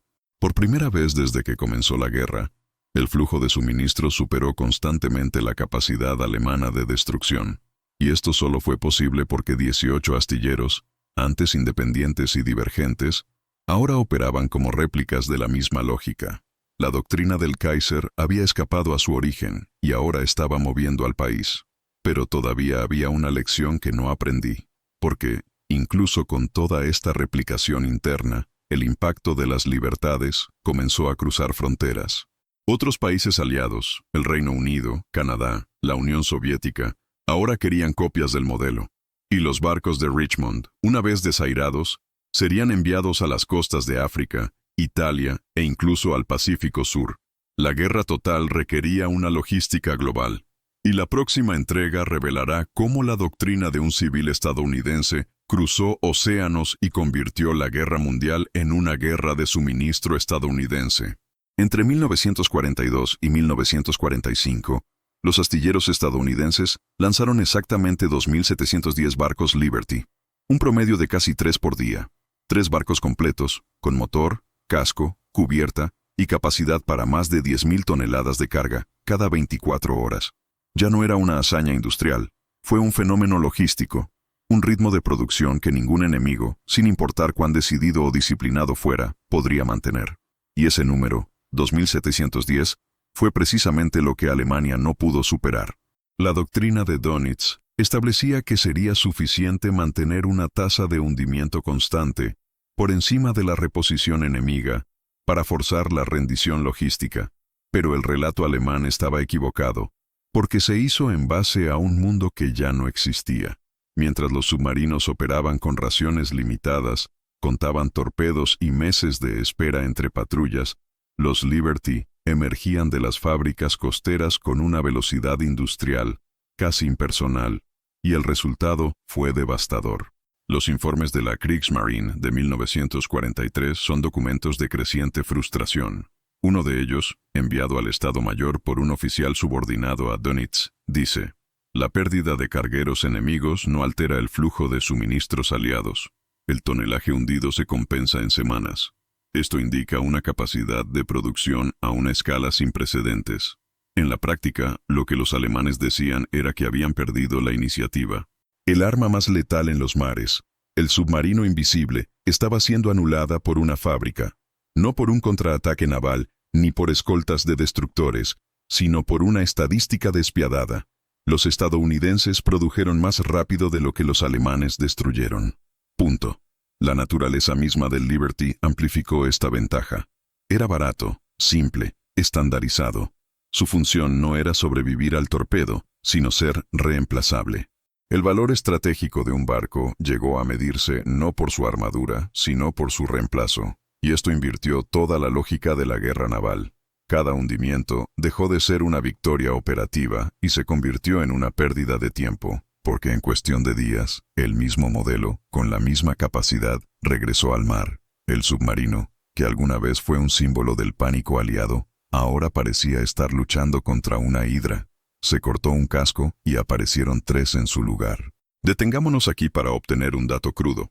Entre enero y junio de 1943, la producción estadounidense de Liberty Ships superó los 7 millones de toneladas de desplazamiento, mientras que toda Alemania, incluidos submarinos, cargueros auxiliares y buques de guerra, produjo menos de 700.000 toneladas. Una proporción de 10-1. Si esto te sorprende, escribe en los comentarios. Datos impactantes. Este número no era solo técnico, socavó la moral, porque al final, el soldado en el frente necesitaba municiones, alimentos, combustible y repuestos. Y todo esto viajó en los sótanos de Liberty. Cuando las divisiones Panzer se enfrentaron a los estadounidenses en Túnez, el resultado ya estaba sellado en el puerto de Nueva York. Cuando las tropas aliadas desembarcaron en Normandía, lo que sostuvo su invasión no fue solo el coraje, sino el tonelaje. Y cada tonelada provenía de un barco que Alemania no podía evitar que existiera. La frustración alemana también aparece en las interceptaciones de radio y en las cartas personales de los oficiales. En un mensaje decodificado por la inteligencia británica en julio de 1943, un comandante de submarino escribe: «Hemos hundido 5 barcos, pero la escolta se ha duplicado y hay más convoyes que antes. Es como tirar piedras al mar y esperar a que baje». El colapso no fue solo táctico, fue psicológico. Por primera vez, el arma secreta del Reich parecía inútil ante la repetición despiadada del enemigo. El Liberty era feo, lento, ruidoso, pero invencible por repetición. Esta superioridad numérica redefinió lo que era el armamento en la guerra, porque el Liberty no era solo transporte, era estrategia. Su existencia permitió operaciones de asedio, suministro simultáneo de múltiples frentes, campañas de bombardeo sostenidas durante meses y construcción de bases avanzadas en islas remotas. Fue la línea de suministro la que conectó la producción con la ofensiva, un vínculo que, si se rompe, inutilizaría toda la máquina de guerra. Pero eso, reforzado por miles, se volvió indestructible. Y este refuerzo fue el arma invisible de la victoria aliada. En el apogeo de la producción en 1943, el programa Liberty funcionó como un reloj continental.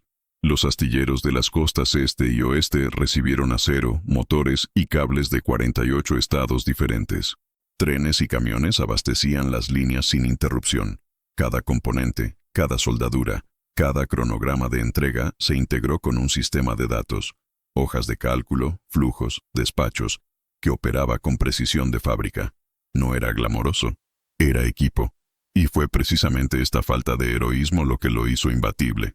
Liberty no tenía que ser memorable, solo necesitaba llegar. Los alemanes nunca pudieron hacer frente a eso. El concepto de producción infinita era, para ellos, un insulto a la lógica de la guerra, y por eso lo ignoraron, lo pagaron caro. Con cada intento de reorganizar las tácticas submarinas, el número de Liberty creció. Con cada nueva oleada de destructores, aparecían más puertos. Con cada avance tecnológico, como los torpedos acústicos, más convoyes recibían protección. Fue una batalla contra un enemigo que no jugó en el mismo tablero. La guerra ya no se trataba de maniobras, era la fabricación. Y mientras el Reich se preparaba para la ofensiva final, creyendo que la moral aliada no resistiría, Estados Unidos solo aumentó la cadencia. El programa Victory, sucesor del Liberty, ya estaba siendo probado. La guerra había entrado en una fase de sobreproducción. Y Alemania, con sus ingenieros y doctrinas refinadas, descubrió demasiado tarde que lo que mueve a los ejércitos no son solo ideas, sino contenedores, combustible y miles de barcos hechos para durar el tiempo exacto entre una entrega y otra.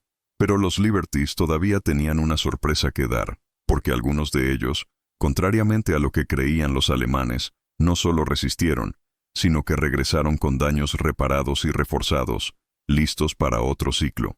La logística estadounidense no solo reemplazó, recicló, y esta capacidad de recuperar lo que de otro modo se desecharía, agregó una nueva capa de eficiencia a la máquina industrial, una capa que Alemania ni siquiera ha considerado.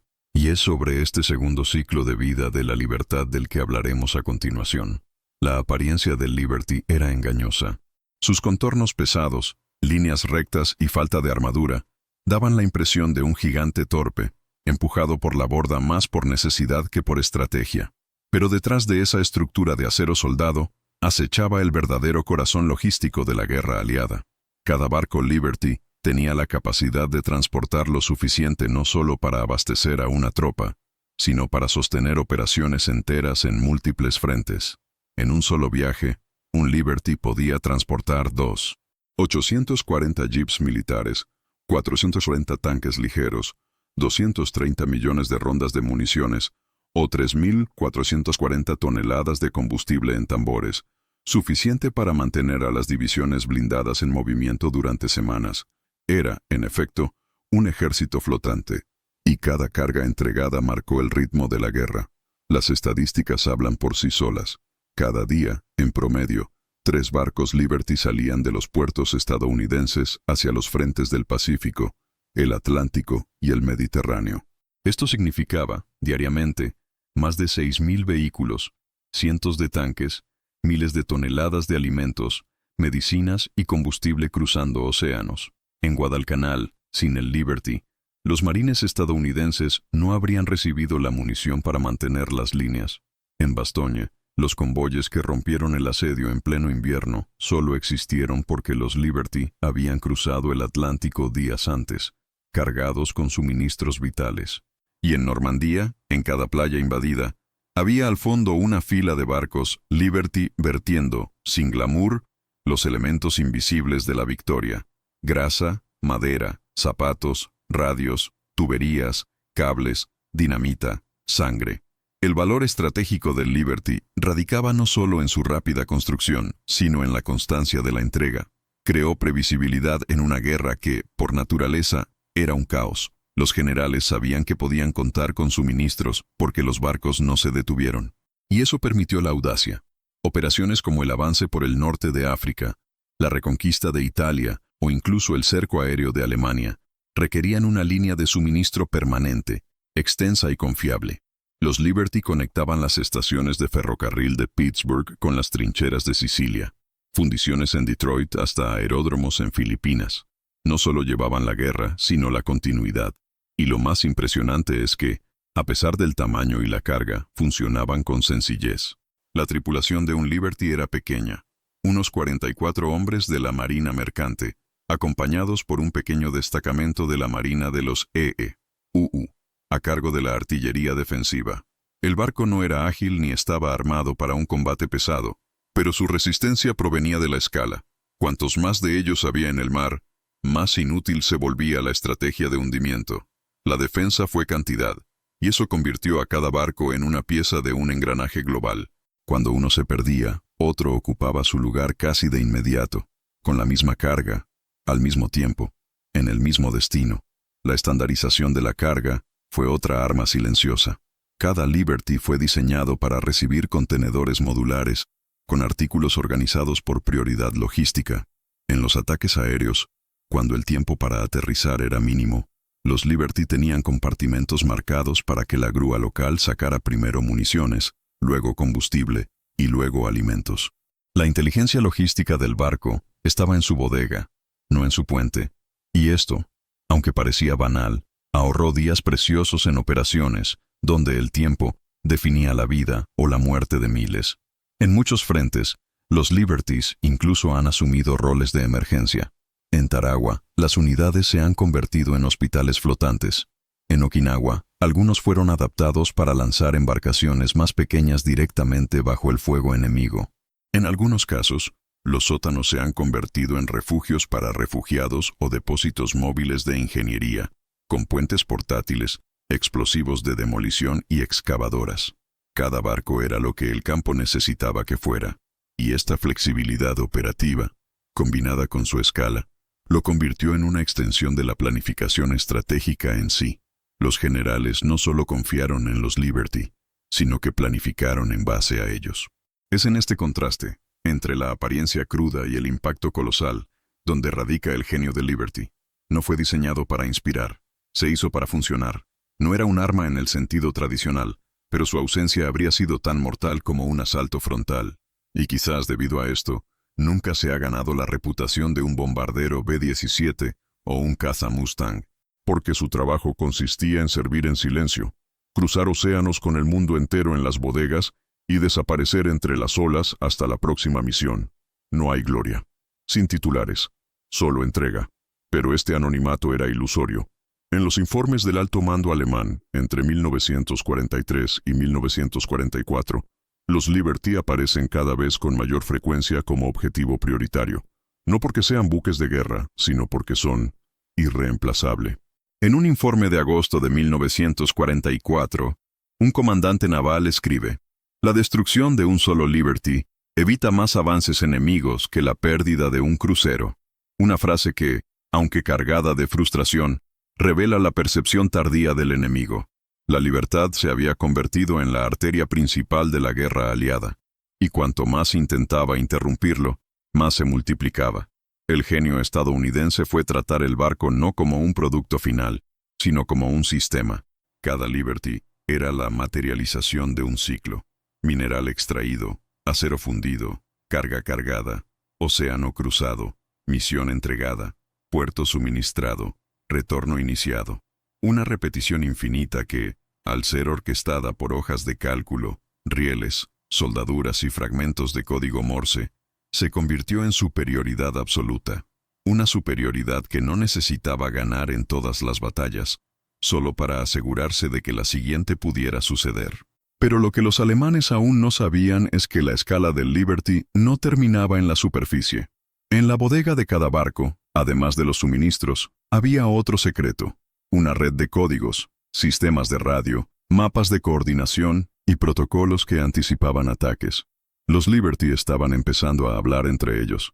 La guerra logística entraría ahora en la era de la comunicación, y el próximo capítulo revelará cómo, cuando se conectaron por radio y radar, estos gigantes de acero entraron en juego, como si tuvieran ojos.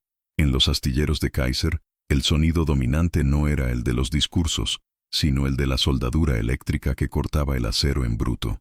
Allí, donde antes solo se formaban ingenieros y maestros artesanos con décadas de oficio pisado, ahora operaban mujeres con gruesos delantales, inmigrantes del sur de Estados Unidos, jóvenes de barrios obreros e incluso agricultores desplazados por la crisis agrícola. En Richmond, el tiempo se había derrumbado. Ya no se esperaba que uno aprendiera el oficio naval en 10 años. Se esperaba que dominara una función técnica en 10 días. El martillo del maestro había sido reemplazado por la máscara del soldador. Lo que una vez fue un gremio cerrado, se convirtió en una línea de producción abierta. Y lo que parecía desorden, resultó ser reinvención. Kaiser entendió que la guerra no la ganarían los especialistas, sino los expertos en adaptación. Su doctrina era simple: simplificar hasta que alguien pudiera ejecutar. Si la tarea requería coordinación motora y repetición, se podía enseñar.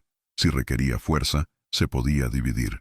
Si requería lectura, se podía dibujar.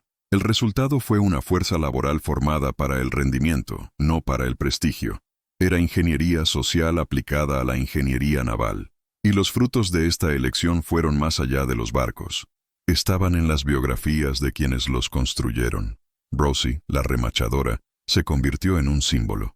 Pero en Richmond, ella era una estadística. De cada 10 trabajadores, 6 eran mujeres.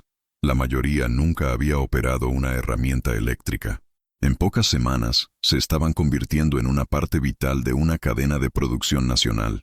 Junto a ellos, los trabajadores negros, muchos del sur segregado, ahora asumieron trabajos técnicos, con salarios estables y capacitación calificada.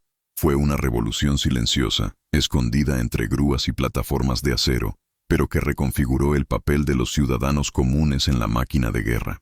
Por primera vez, el trabajador dejó de ser una pieza desechable y se convirtió en un eslabón decisivo en la estrategia. Esta transición no fue solo social, era cultural, porque junto con la capacitación vino la estandarización. Las tareas comenzaron a describirse en manuales, dividirse en secuencias, cronometrarse y evaluarse. El conocimiento que antes se transmitía verbalmente entre maestros ahora se imprime, se comparte y se puede escalar.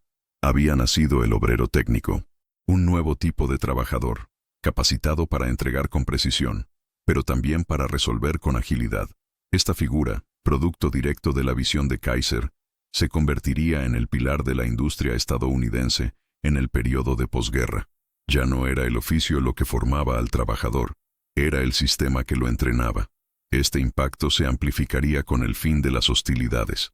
De camino a casa, millones de trabajadores llevaban consigo habilidades técnicas poco comunes: soldadura eléctrica, lectura de planos, operación de grúas, control de calidad, coordinación de líneas. Estas habilidades no se han perdido, han migrado. Se aplicaron en la industria del automóvil, en la construcción civil, en el sector ferroviario, en la ingeniería pesada. El milagro industrial de la guerra se estaba convirtiendo en la base del crecimiento económico de la década de 1950. La clase media estadounidense fue construida en gran parte por antiguos trabajadores de la guerra, y la chispa inicial de todo esto llegó con los barcos Liberty. Alemania no vio esto, porque su cultura industrial todavía estaba moldeada por la figura del ingeniero arquitecto, el diseñador central, el comandante de línea con autoridad irreversible. La producción estaba concentrada, verticalizada y altamente dependiente de maestros técnicos. A diferencia del modelo estadounidense, no hubo democratización del conocimiento. La función no se podía enseñar, se adquiría con el tiempo y la lealtad. Esto limitó la escala, dificultó la reposición e impidió el salto productivo. La ideología de la competencia individual se había convertido en un obstáculo sistémico. Mientras tanto, Estados Unidos producía no solo barcos, sino también productores de barcos. Cada nuevo trabajador capacitado era un multiplicador. Cada función sistematizada era un modelo replicable. La productividad no estaba en el genio de unos pocos, sino en la organización de muchos. Y este cambio, incluso más que la soldadura o la prefabricación, fue el mayor truco de Kaiser: transformar un sitio naval en una escuela nacional de producción en masa. Este proceso, sin embargo, también generó fricciones. Los sindicatos tradicionales se resistieron a la entrada de no especialistas. Los gremios se opusieron a la ruptura del modelo artesanal. Hubo huelgas, sabotajes internos, boicots silenciosos. Pero el ritmo de la guerra superó las vacilaciones. El Departamento de Marina necesitaba barcos. Y si vinieron de manos inexpertas, que así sea. Los resultados hablaron más fuerte. Y con cada Liberty liberado, la resistencia disminuyó. En Richmond comenzaron a aparecer letreros de reconocimiento en los comedores y en los patios de descanso. Eres parte de la victoria. Para muchos trabajadores, esta fue la primera vez que sintieron que pertenecían a algo más grande. Y esta noción de pertenencia, incluso si es informal, mantuvo la disciplina, aumentó la productividad, redujo las ausencias. No se trataba solo de salario, se trataba de la función. Un nuevo tipo de ciudadanía nació al calor de los astilleros, una ciudadanía productiva. El impacto de esto reverberaría durante décadas. Las mujeres que soldaban cascos se convertían en administradoras, educadoras, técnicas de laboratorio.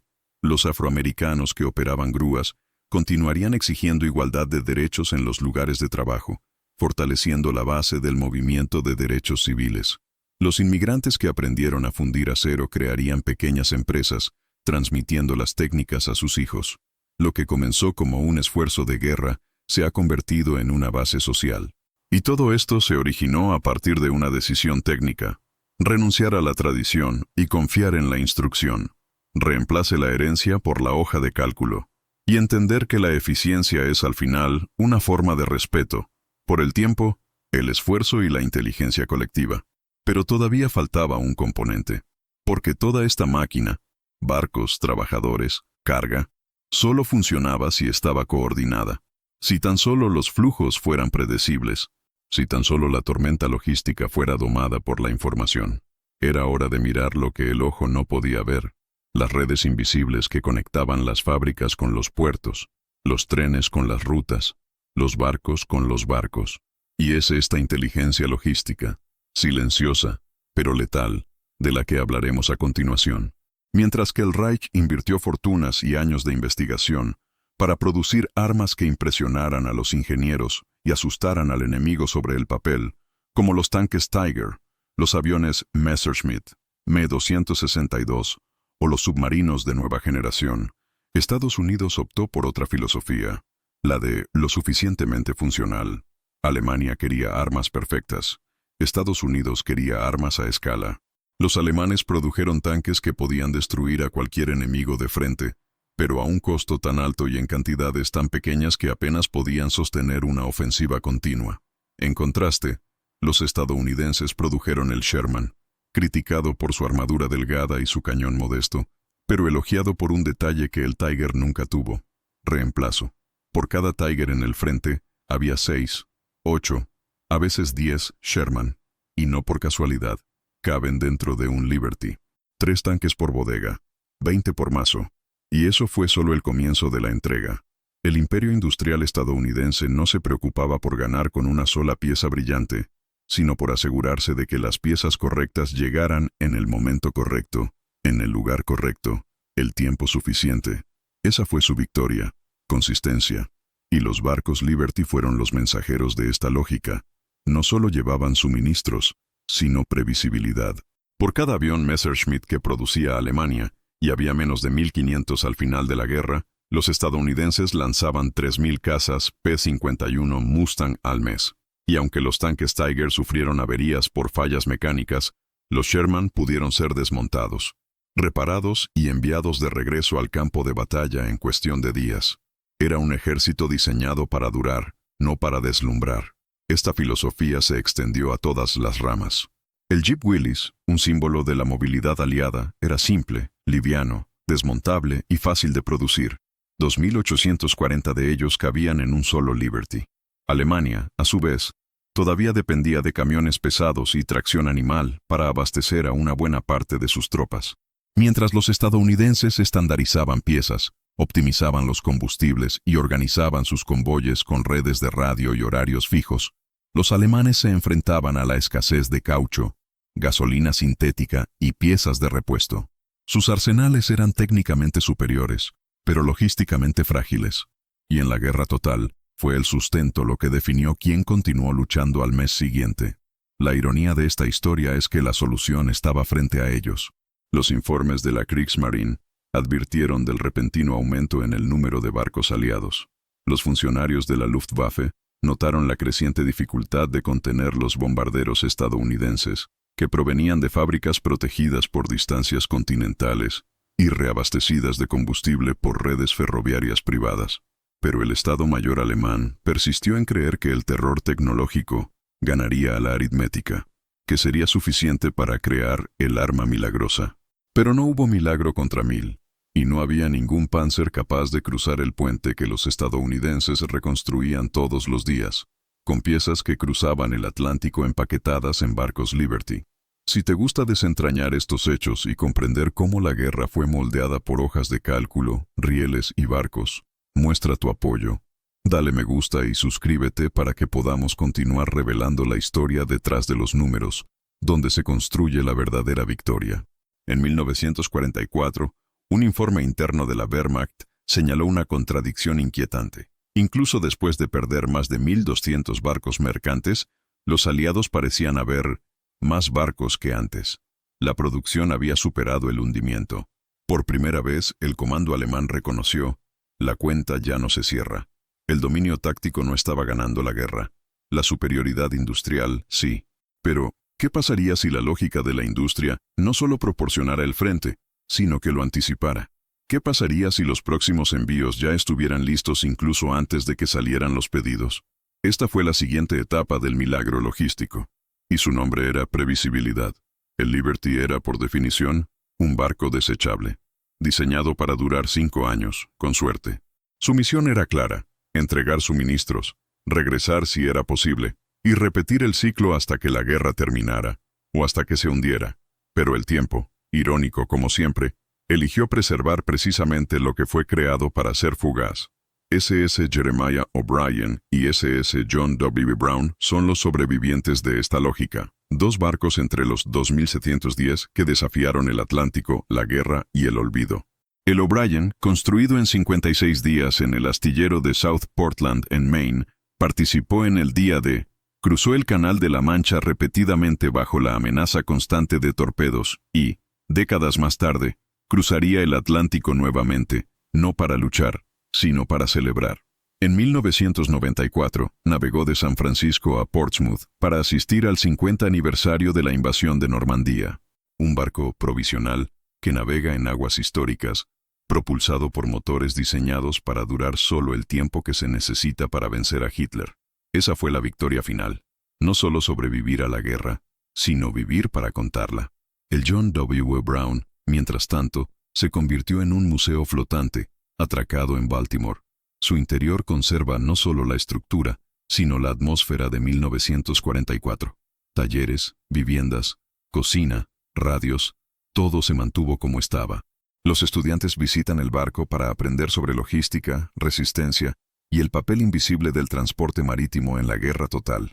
Los veteranos caminan por sus cubiertas como si volvieran al pasado. El acero se convierte en memoria y el ruido de las máquinas se convierte en testimonio. La libertad, que se consideraba rudimentaria, utilitaria e incluso fea, se ha convertido en un símbolo de belleza funcional, la belleza que nace de la misión cumplida. Esta longevidad no fue planeada. Nació de una robustez accidental. Al simplificar la construcción, Kaiser y sus ingenieros crearon estructuras que, aunque no refinadas, resistieron un uso intensivo.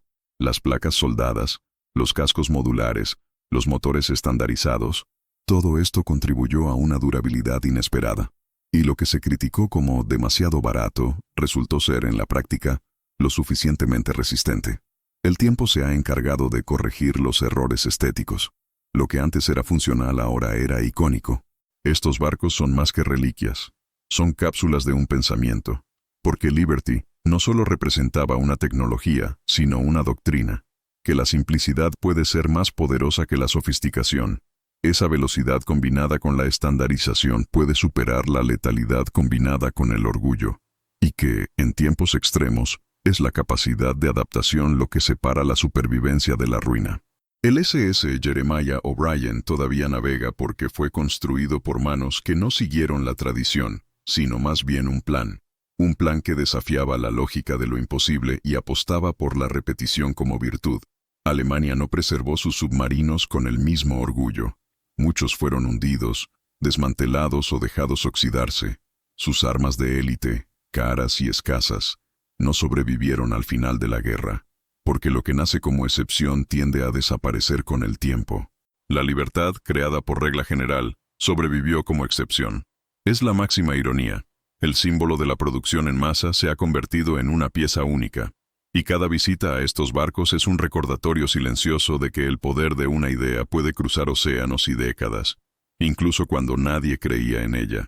Liberty enseñó que la durabilidad no está solo en el material, sino en el propósito, y que, a veces, lo que construyes para servir por un instante termina convirtiéndose en eterno. Pero si los barcos sobrevivían y los trabajadores cambiaban el país, todavía había un último campo donde se sentiría el impacto: la planificación invisible. Porque detrás de la producción en masa había otra fuerza, menos visible, pero igualmente letal: el arte de coordinar, predecible, entregar antes de que se ordene.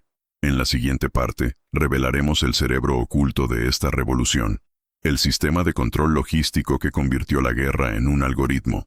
En el apogeo de la producción en Richmond, había más que acero circulando por los rieles y las grúas. Había cuerpos exhaustos, enfermos y heridos, trabajadores que operaban en 3 turnos, sin descansos, sin un final predecible. Henry J. Kaiser sabía que perder a un trabajador por lesión o enfermedad era perder un eslabón en la cadena productiva, y que la guerra no podía permitirse esperar una recuperación espontánea. La solución llegó casi tan inesperadamente como sus barcos. Junto con el Dr. Sidney Garfield, Kaiser creó un sistema que en ese momento parecía tan poco práctico como lanzar un carguero cada 4 días. Un modelo de atención médica integrado, accesible, preventivo y prepago. No era caridad, fue estrategia. Kaiser Permanente nació de un sitio de construcción. Comenzó como un hospital improvisado en el desierto de California durante la construcción de la presa, pero fue en los astilleros de Richmond donde maduró el modelo, con más de 90,000 trabajadores concentrados en un solo complejo, repartidos en 24 horas de funcionamiento continuo. El riesgo para la salud era tan real como el riesgo de bombardeo. La medicina tradicional, reactiva y burocrática, no funcionó en un escenario de guerra industrial. Era necesario anticipar el colapso, al igual que en los barcos. La respuesta fue un plan de salud colectivo, centrado en la prevención, la atención ágil y la cobertura universal dentro de la planta. Y el detalle: el costo era fijo, pagado directamente por el empleador. Todos los trabajadores de los astilleros de Kaiser tuvieron acceso a exámenes, citas regulares, atención de emergencia y campañas de vacunación, clínicas móviles, clínicas ambulatorias dentro de fábricas, salas de emergencia que funcionaban como puestos de avanzada. La lógica era la misma que en el astillero: descentralizar, estandarizar, multiplicar. El objetivo era mantener a la mayor cantidad de personas posible operando, de manera segura y con confianza. La guerra no fue solo en el mar, también fue contra infecciones, accidentes, infartos, estrés. Y se ganó con la misma lógica de anticipación: diagnosticar antes, tratar rápido, prevenir siempre. Al final de la guerra, Estados Unidos había construido 2.710 barcos Liberty, pero dejaron otro legado menos visible: un modelo de salud funcional, escalable y replicable. El Kaiser Permanente, inicialmente limitado a astilleros, comenzó a servir a familias enteras, comunidades civiles, escuelas y vecindarios enteros. Lo que nació como un recurso de emergencia se ha convertido en política institucional. La guerra pasó, los barcos se detuvieron, pero el sistema se mantuvo y creció. A partir de 2024, Kaiser Permanente atiende a más de 12 millones de personas en los EUU, un sistema de salud que nació de una urgencia logística, moldeado por ingenieros y médicos que nunca esperaron la aprobación de los consejos académicos. Este detalle, poco citado, arroja luz sobre el verdadero impacto de la revolución de Henry Kaiser. No solo reinventó la construcción naval, redefinió la relación entre el trabajo, el cuerpo y el cuidado. En lugar de aceptar la pérdida humana como un costo inevitable, creó estructuras para preservar vidas con la misma eficiencia con la que lanzó barcos. Esto no fue solo innovación, era una doctrina nueva. Y como en todo su legado, lo que parecía improvisado resultó ser visión. El modelo de salud que muchos pensaban que era demasiado idealista para durar, sobrevivió a la misma fábrica que lo creó. En los informes internos de la Comisión Marítima, hay referencias a este sistema como un activo productivo invisible. En otras palabras, cuidar la salud de los trabajadores fue una decisión económica. Pero el efecto secundario fue cultural. Las mujeres que nunca habían tenido acceso a una atención de calidad comenzaron a visitar a los ginecólogos. Los trabajadores negros recibieron la misma atención que los blancos, por primera vez en una institución integrada.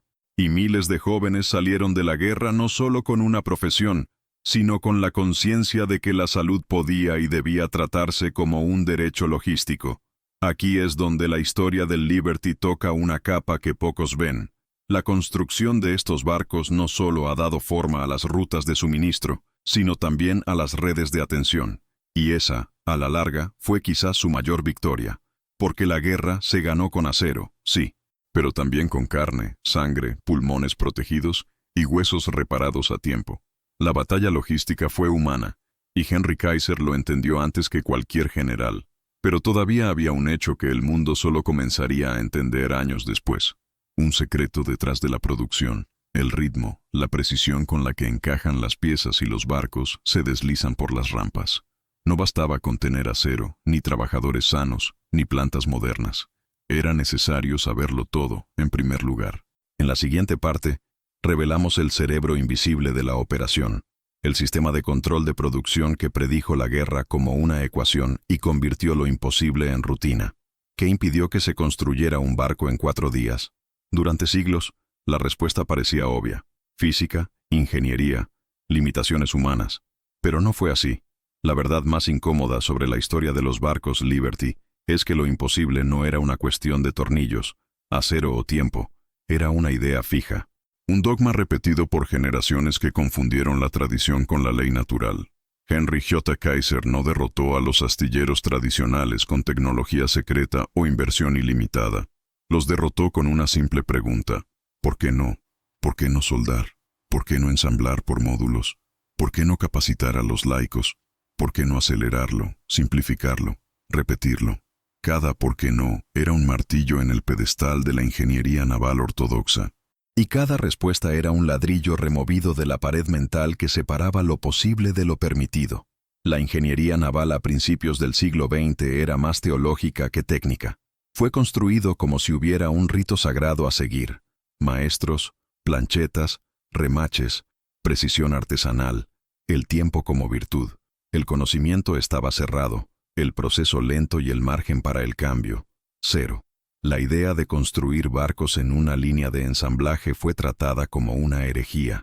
Pero Kaiser no vino del astillero, vino del concreto, de las represas, de los desiertos. No heredó los límites, los cuestionó. Y cuando llevó su lógica de construcción civil al casco de acero, no solo revolucionó la producción, reveló que el verdadero límite siempre había sido psicológico. El SS Robert E. Peary, botado en 4 días y 15 horas, era más que un barco. Era una refutación viviente de todos los manuales, normas y horarios. El propio almirante Emory Land confesó: hace 6 meses lo habría llamado imposible. Y ahí está la clave. Lo imposible, por definición, es lo que no se puede hacer, pero que cuando se hace, redefine lo que es posible.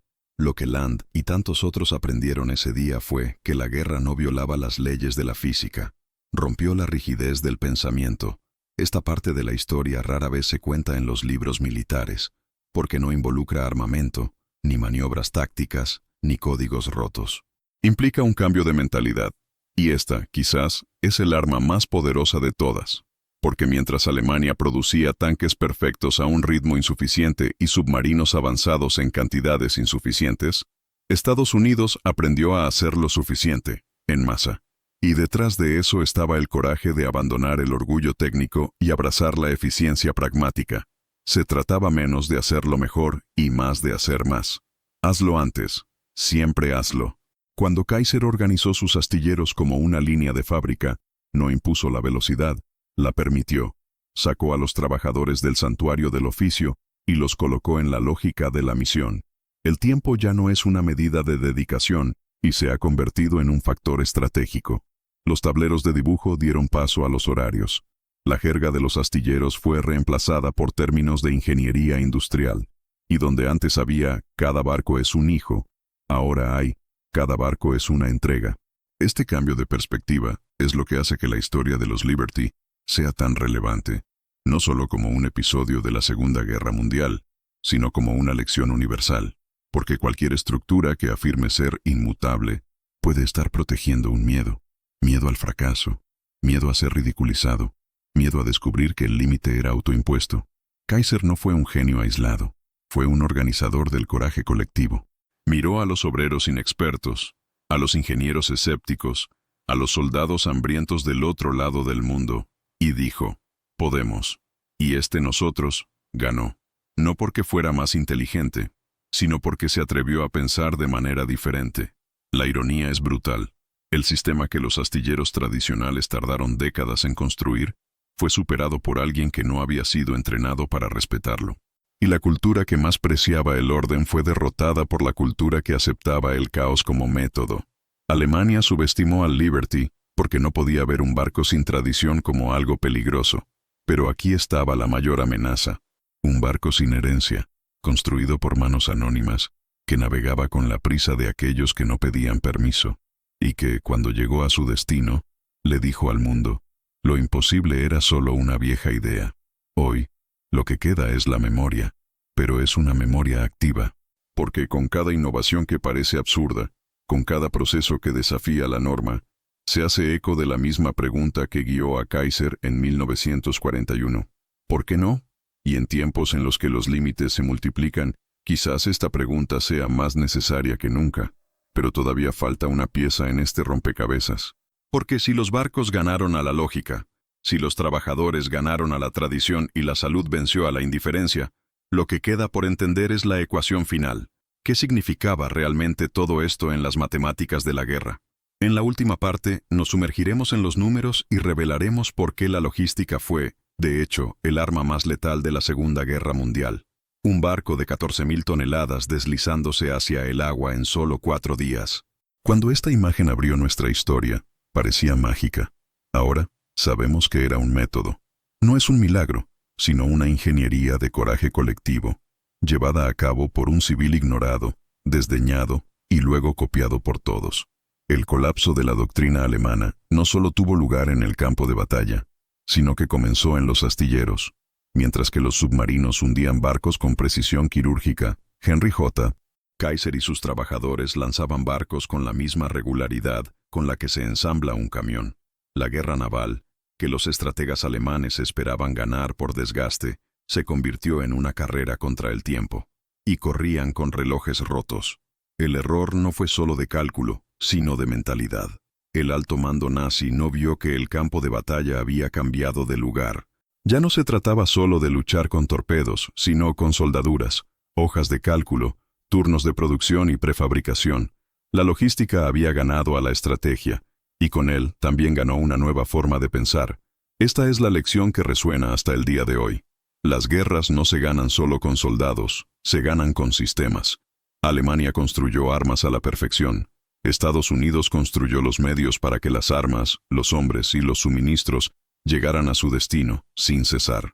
Lo que define la victoria no es quién tiene la mejor bala, sino quién tiene municiones para el mes siguiente. Kaiser no era militar ni ingeniero naval, pero entendió algo que pocos generales podían expresar, que el verdadero poder radica en la capacidad de mantener el esfuerzo. La logística no es el backstage de la guerra, es el escenario principal. La ingeniería, la producción, el transporte, todo esto forma el cuerpo invisible de cualquier victoria militar. Y cuando la velocidad entra en la ecuación, lo imposible deja de ser un límite técnico y se convierte en un simple retraso mental. El propio Albert Speer, ministro de armamento de Hitler, confesaría más tarde: fuimos derrotados por un enemigo que sabía producir camiones. Y detrás de estos camiones llegaron los barcos. Y detrás de los barcos venían los Liberty. Si algo reveló esta historia es que lo que parecía improvisación era en realidad precisión. Lo que sonaba como un exceso era la preparación. Lo que Alemania trató como exceso de recursos fue en realidad el dominio del proceso. Si valoras la búsqueda de la verdad histórica y reconoces el poder de las historias que revelan lo invisible, como este video, suscríbete y activa la campana. Esto nos ayuda a seguir sacando a la luz los hechos que marcaron el siglo. Y en los comentarios di, ¿cuál fue el dato más impactante que descubriste aquí? ¿Estaba el barco en 4 días? ¿Los 2 y 10 Liberty entregados? ¿O la confesión de los propios alemanes? Pero no te vayas todavía. Escucha la próxima historia real que aparecerá en la pantalla. La guerra tiene muchas caras, y la próxima revelará una que pocos conocen. El día en que los tanques alemanes lucharon en el hielo, y las radios rotas decidieron el destino de todo un frente. Recuerde siempre, la logística determina la estrategia. Mira el siguiente video aquí en el canal con otra historia increíble.